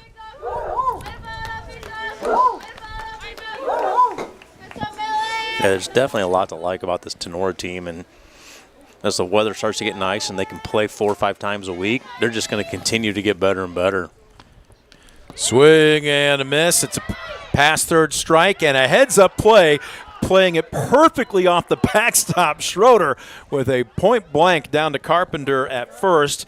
And you don't see that often, but score a K, 2-3, and it's a clean inning. 1-2-3 with no runs, hits, errors, or anybody left the board. Tinora down to their final 3 outs as we'll head to the top of the 7th. They need at least 3 runs. But this one's in the books. We'll have it for you when we come back. You're watching DCTV Sports.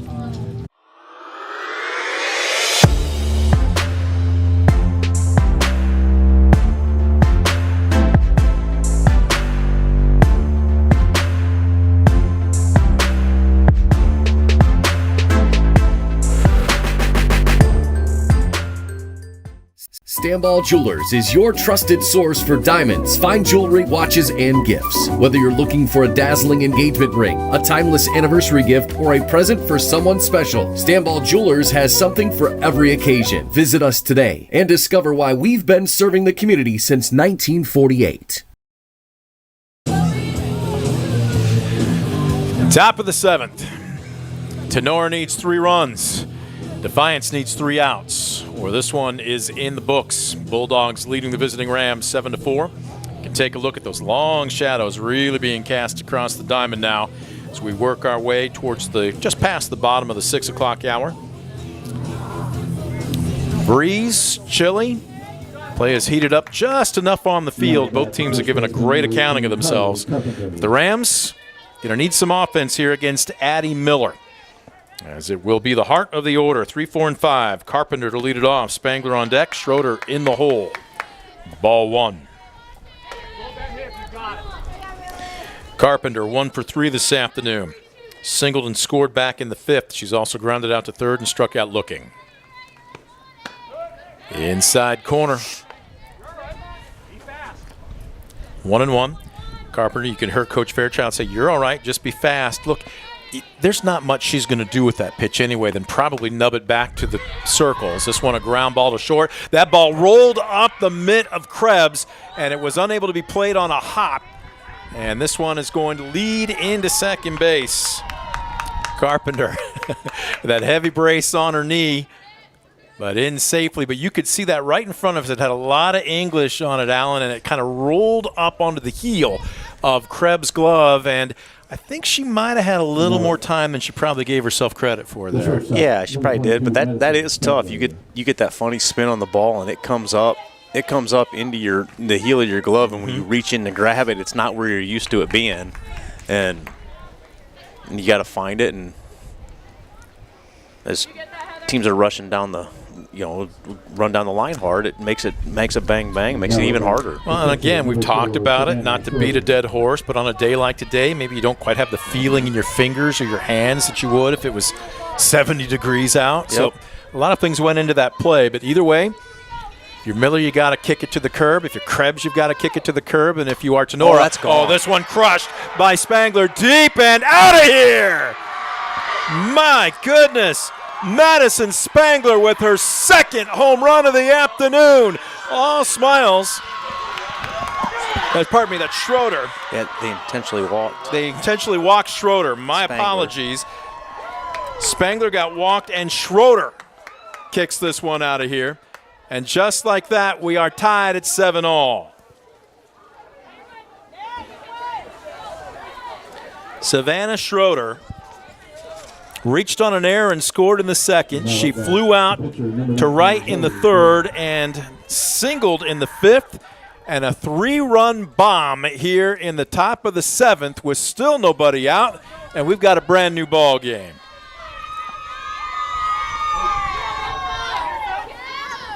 Wow.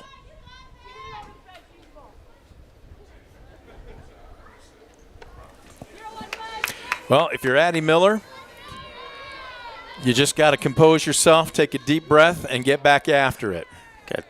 You're in a tie ball game here. You just come back in. The bases are empty. You just start over and get your team in with a chance to walk it off.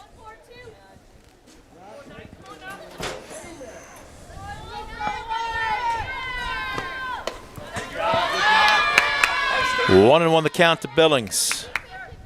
2-2-3. You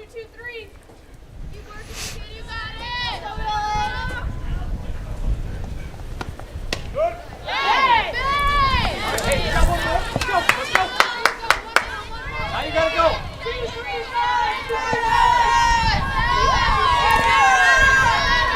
2-3. Miller rocks. Out in front of it. Coach Fairchild does the hokey pokey to get out of the way.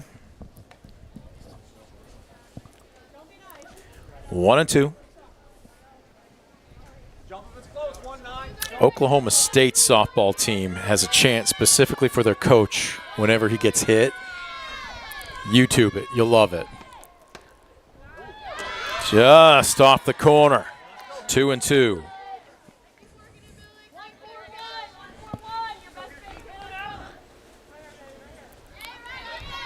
Boy, Savannah Schroeder came into today hitting .467. What a job at the plate. I had my nose down in my book making some adjustments and didn't realize that they had walked Spangler. But that was a no-doubter.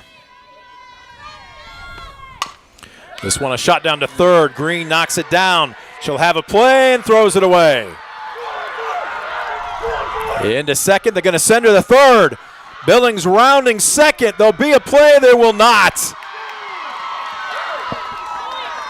My goodness. How the fortunes have changed here for both teams in the top of the 7th. And still nobody out for Tinora. For for a game that had been so clean. A couple of errors have opened up the gates here for Tinora.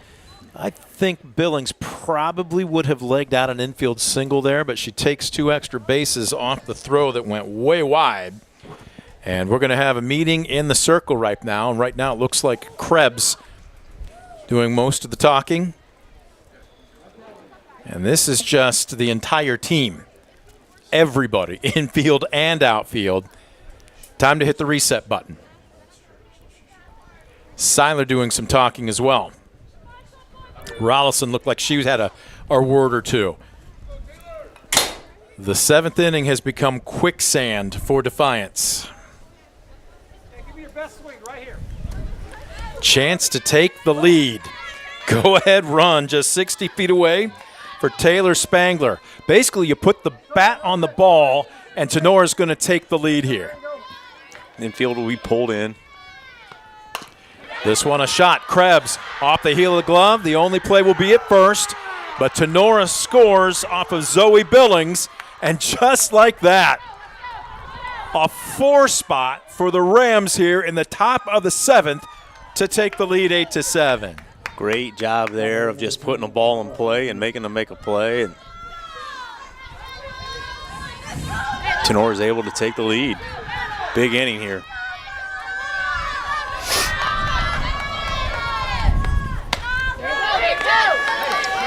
Flannery trying to keep the line moving. She's 0 for 2 with a walk. Swing and a miss. Again, there's that halvesies pitch. I can't tell. The press box here, obviously, at Defiance is down the third base line, so we don't have the actual angle on it as if it were behind home plate. As she pulls the string there, swing and a miss, strike 3. But that looks part rise, part change. What do you call that pitch? Yeah, whatever it is, it's every time she has gone to that, it's dirty. It's worked. So trailing 8-7. Here's Baldwin, the 9-hole. Takes upstairs. Well, I did the same for Tinora last inning. Let's do it here for Defiance in the top of this frame. They're going to need at least 1. They'll have the top of the order, 2, 3, and 4. Seiler, King Maeku, and Ward. Baldwin looking at a 1-1 count. Lexi's been productive out of the 9-hole. She's 2 for 3 today with a single and a double. She also has an RBI to her credit. Takes a strike.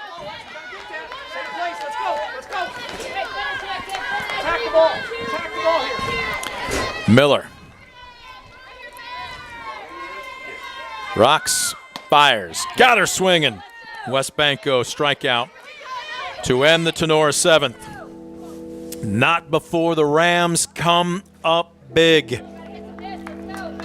4 runs on 2 hits, 1 error, and nobody left aboard. The big blow, Savannah Schroeder with the 3-run bomb over the left center field fence, and Tinora goes from being down 3 to up 1 and a chance to pick up their first win of the season when we come back in the bottom of the 7th. You're watching DCTV Sports.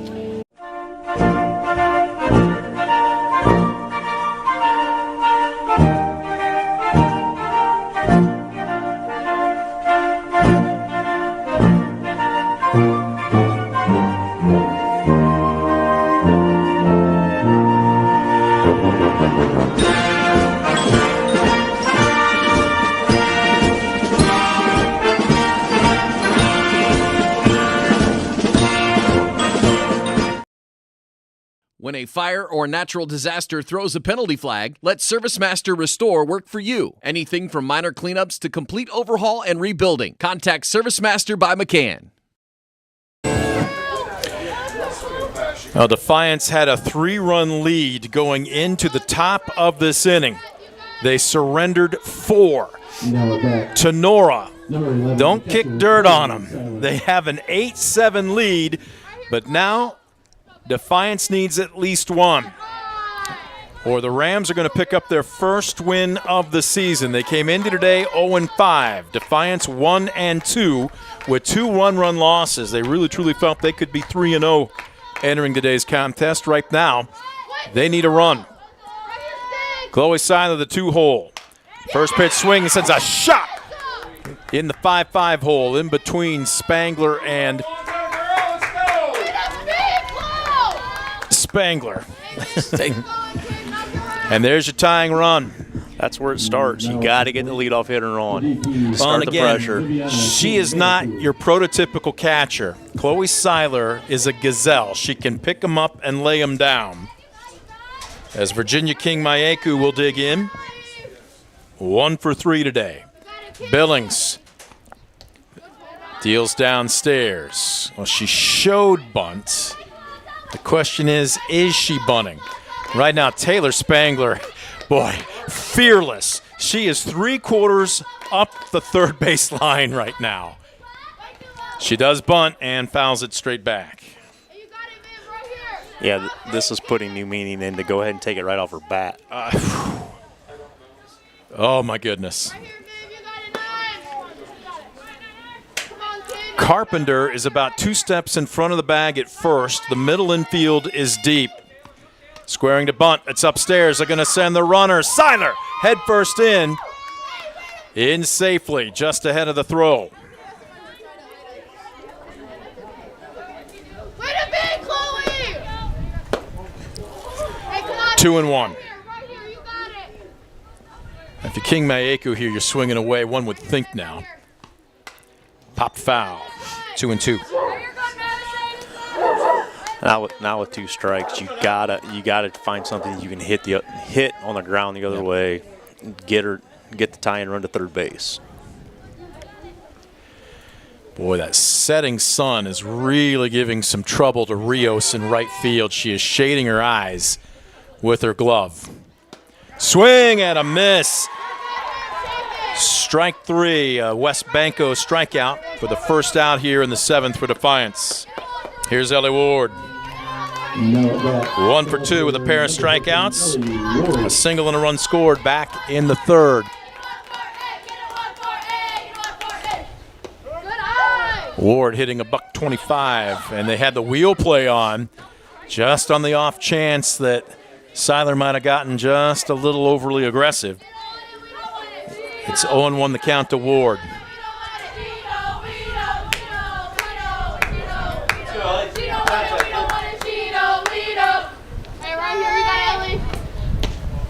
Inside, ball is down, and Seiler showing that speed again, head first into 3rd.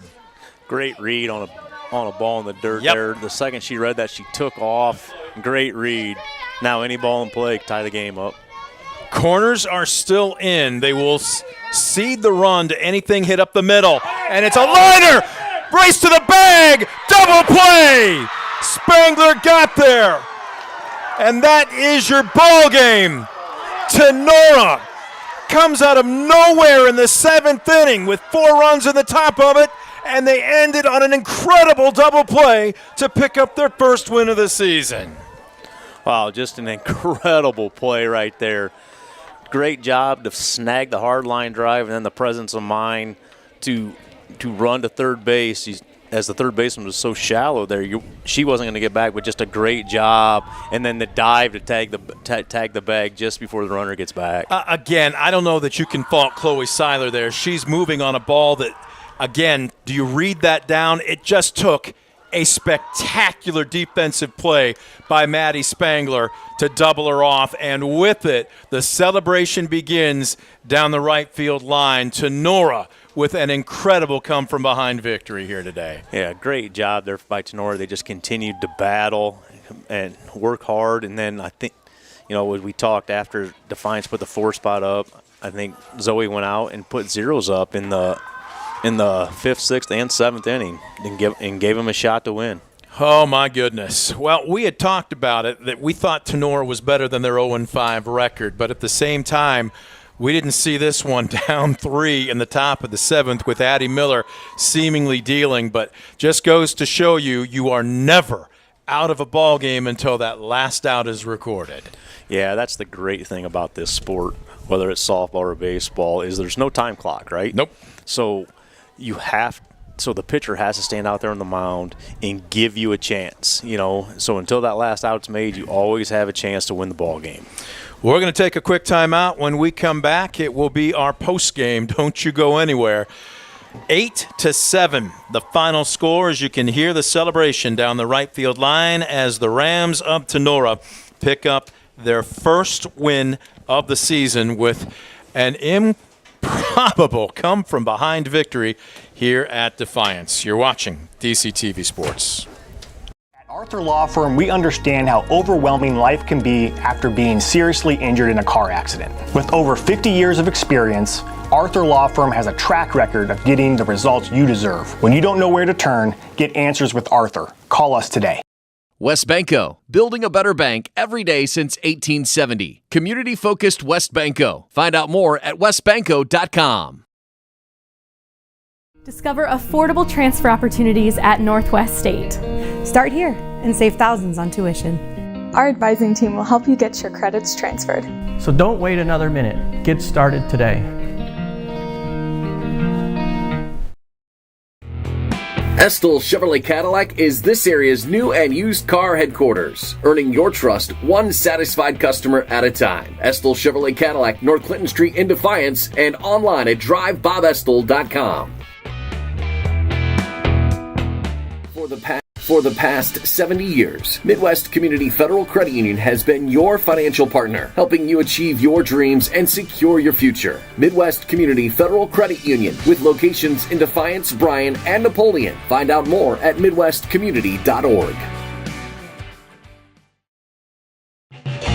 Proudly serving the area with the highest quality contracting services for nearly 100 years. Baker Schindler Company of Defiance and Paulding. 419-782-5080. Online at baker-schindler.com. Superior Credit Union, a not-for-profit, member-owned financial cooperative. Visit superiorcu.com to find out more about joining the winning team at Superior Credit Union. Stanball Jewelers is your trusted source for diamonds, fine jewelry, watches, and gifts. Whether you're looking for a dazzling engagement ring, a timeless anniversary gift, or a present for someone special, Stanball Jewelers has something for every occasion. Visit us today and discover why we've been serving the community since 1948.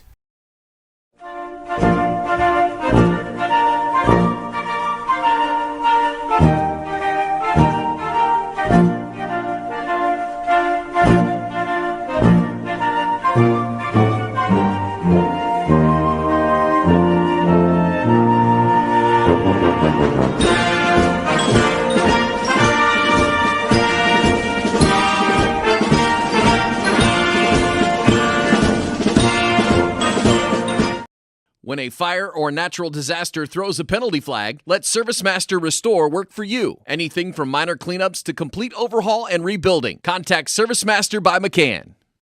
In life, unexpected challenges can test us. If you've been seriously injured in a car accident, you deserve a team that understands. Because your story matters. Call Arthur Law Firm today. We'll fight for you every step of the way.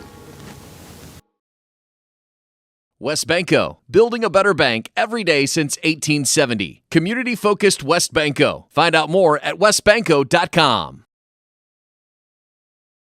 Discover affordable transfer opportunities at Northwest State. Start here and save thousands on tuition. Our advising team will help you get your credits transferred. So don't wait another minute. Get started today.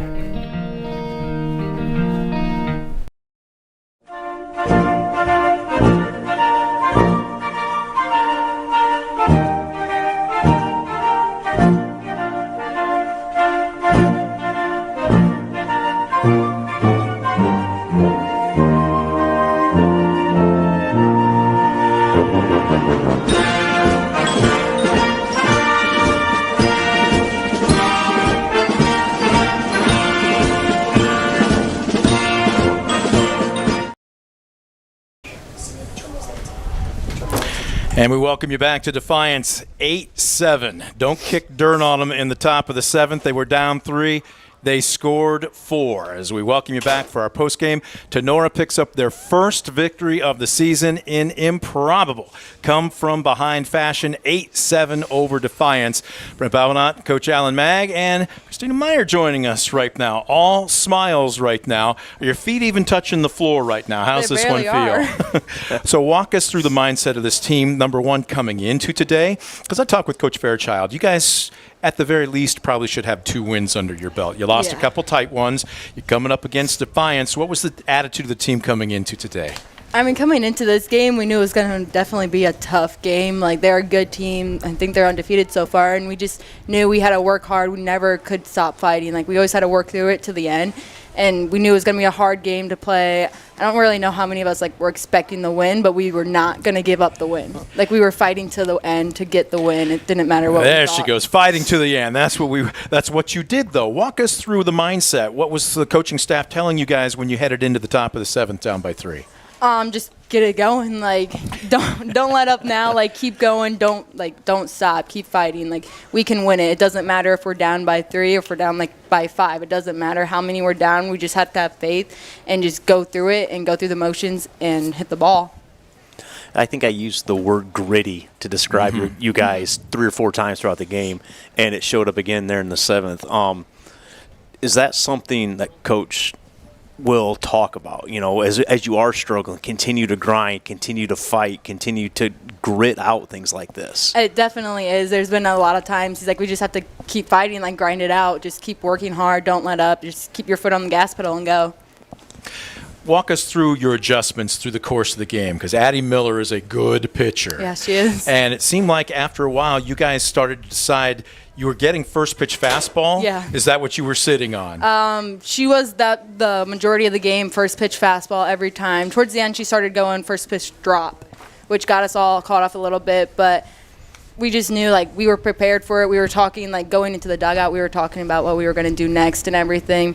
And we just knew, like, see the ball, drive it. It doesn't matter if you have 1, 2, however many strikes you have. It doesn't matter your count as long as you find the ball and hit it.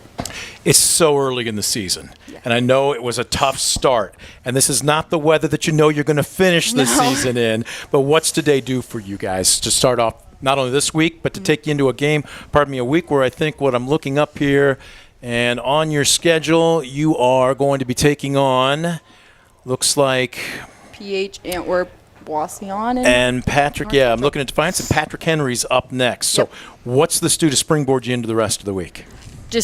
It kind of just shows us, like, just keep fighting. Like, it shows us how much we're fully capable of, and that if we keep working and keep trying and going hard for everything, diving after plays, going after everything. Which is what she did, ladies and gentlemen. If you go back and watch this one, we gave you all kinds of props because you sacrificed your body. You laid out. You got leather on, I think, all of them, and just couldn't quite get them. But at the same time, that's not going to stop you. You know any other way to play. No, it's not going to stop me from going after a ball.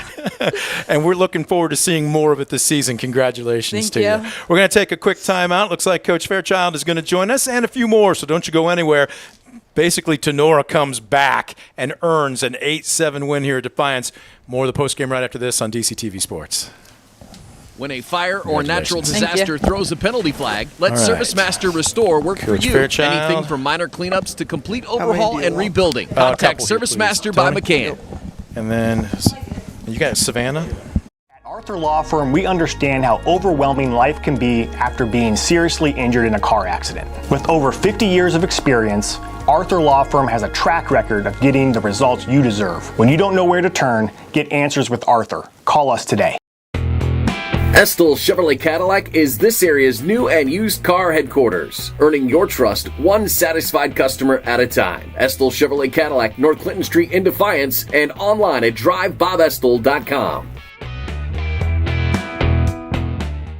For the past 70 years, Midwest Community Federal Credit Union has been your financial partner, helping you achieve your dreams and secure your future. Midwest Community Federal Credit Union, with locations in Defiance, Bryan, and Napoleon. Find out more at midwestcommunity.org.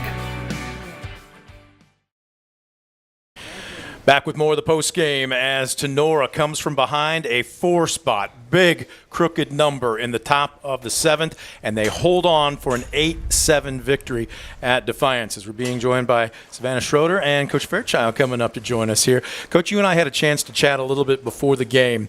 Look, tough start to the season. Yep. Obviously, injuries to key personnel. You had to move a lot of players around, including the one just standing in between us two here. Look, it's going to take time, but you didn't fault your team's effort. No. Can you talk about the grit that your kids showed here today? Yeah, absolutely. You know, it's just one of those things we've been talking about all year is just keep fighting. You know, you never know what can happen. Put the ball in play and make teams make plays, and you saw that happen big time tonight. Defiance made a couple mistakes, and we got runners on base and was able to capitalize. Walk us through the approach at the plate. We just heard Christina Meyer talk about it. Addie Miller is a good pitcher. Absolutely. She's got multiple pitches she can throw for strikes, but it seemed like you started to sit first pitch fastball as the game progressed. What was the adjustment? Just basically telling them to, start looking at your pitch. Start to find your pitch. Take your pitch, and if it's what you want, go get it. As you saw, a few girls start taking pitches there as you move through the game, and just settle in. Don't be so aggressive. I mean, I like you to be aggressive, but don't you be aggressive on your pitch. Savannah, what was the pitch? I jokingly asked her what was the pitch that she took yard for the 3-run homer, and you said what? Right down the middle. Right down the middle. You were looking location, not specifically a pitch, correct? Correct. So walk us through it. You got it? Was that your sweet spot? That was my sweet spot. Oh, yeah. I barely felt that thing. Alan, that's what they say. Hey, if you don't feel it off the bat, that means you barreled it up, that right? means you got it. That's right. That's a great approach at the plate, in a big spot. And you guys are down. Coach, the thing that stuck out to me was it would have been very easy. I think was it after the 5th? You guys came in, didn't score in the top of the 5th. Down 7-3, and I think Zoe just went out and continued to battle and kept you in the game, and gave you a shot. Is that something like we talk about a lot? Is let's forget about what happened, focus on the now, and continue to give us a chance. Yeah, we talk about it. We've been talking about it all year, and tonight it finally came to fruition. We just let the mistakes go. You got to have a short memory and let it go. And tonight we finally was able to. We made mistakes, but we was able to let them go. It seemed like versus earlier in the year. We got a bunch of young players, and this game was more of a. I saw some mistakes, but it didn't seem to. Stuff falling down back there. Didn't seem to flow into everybody else. We just kind of held tight, and like you said, Zoe was pitching phenomenal, and we were able to make some plays behind her, and keep the mistakes to a minimum and not let it cost us a bunch of runs. Savannah, too, you were great defensively tonight because there were a few pitches that got to the backstop. You played one off the backstop like it was a pinball machine. It came right to you. Can you talk about just how comfortable you're getting on the receiving end of the second half of that battery, basically? I'm getting pretty comfortable. It's taking a bit. It's a bit of a learning curve, as Coach likes to say. But I feel like I'm getting really comfortable back there. It's going to be great. What's been the biggest adjustment for you? She's got the positive. You heard her say it's going to be great. You like that attitude, though, don't you, Coach? What's been your biggest improvement? I know there's only 6 games under your belt, but where are you feeling you're making some progress? I'm feeling I'm making more progress in my blocking and framing, like overall just the catching basics. My sister is a pitcher at home, so she helps me to practice some blocks and all that sort of stuff. So, blocking and framing. Coach, this is just the 7th game of the season. Yeah. Pardon me, 6th. You got 7th coming up against Patrick Henry. It almost felt like the weight of the world lifted off this team's shoulders. But what do you want to see out of them when you suit up later on this week? Just more of the same. I mean, just play the game. And I mentioned this to Savannah. She was struggling back there. She had a couple balls that dropped out of her glove and got girls on base. And I told her, I said, I think you're just trying too hard. Relax. Play the game. You're worried about making mistakes. Quit worrying about making mistakes so much, and let's just go play. I know she can play fantastic ball, and all the girls can play fantastic ball, but I think we worry about making mistakes too much. Just go play. Let's have a good time, and we'll see what happens. And tonight, we were able to come out with a victory. So you showed some grit, bad news Bears style here this afternoon. Congratulations on the win. Thank you. Savannah, congratulations. Good luck to you guys the rest of the way. All right. We're going to take a quick time out. We're going to be back to put a bow on this one. You're watching the postgame in DCTV Sports. For the past 70 years, Midwest Community Federal Credit Union has been your financial partner, helping you achieve your dreams and secure your future. Midwest Community Federal Credit Union, with locations in Defiance, Bryan, and Napoleon. Find out more at midwestcommunity.org.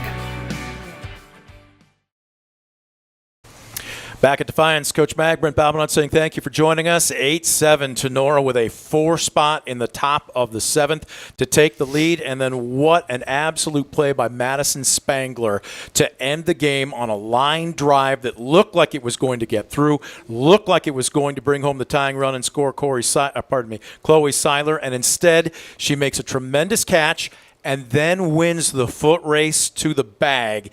Just what an incredible show of athleticism and just great across the board. Defiance, I know this one's going to sting, but at the same time, you take something from a win, you take something from a loss.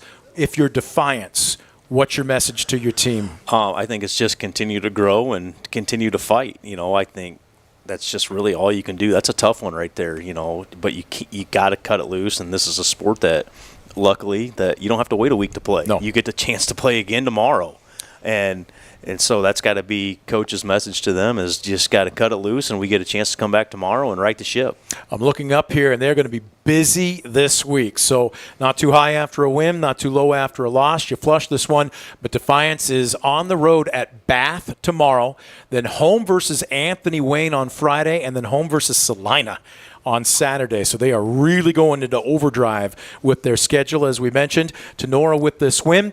They are at, nope, I take that back. They're home versus Patrick Henry later on this week. So hard to believe, but we're just getting started here, Alan. If the rest of the season plays out even remotely as entertaining as it was tonight, we're going to be in for some really good softball this season. Yeah, they are, and just a great job, by Tinora and their kids to get that first win, and that's got to be the weight of the world lifted off of their back, and that's something that you can build a lot of momentum on. I think the conference starts Thursday for the GMC, so that's a big one for them to get started with. That's going to do it for our broadcast and our crew doing more than yeoman's work, especially in the conditions here today. Coach Mag, good enough to throw on some headsets later on this season. Appreciate you joining us. Enjoy it. Big thank you going out to our sponsors for helping make the broadcast a possibility, and as always, you, the fan, for tuning in. Final score here this afternoon. Tinora with a 4 spot in the top of the 7th comes from behind to stun Defiance by a final of 8-7. You've been watching a presentation of DCTV Sports.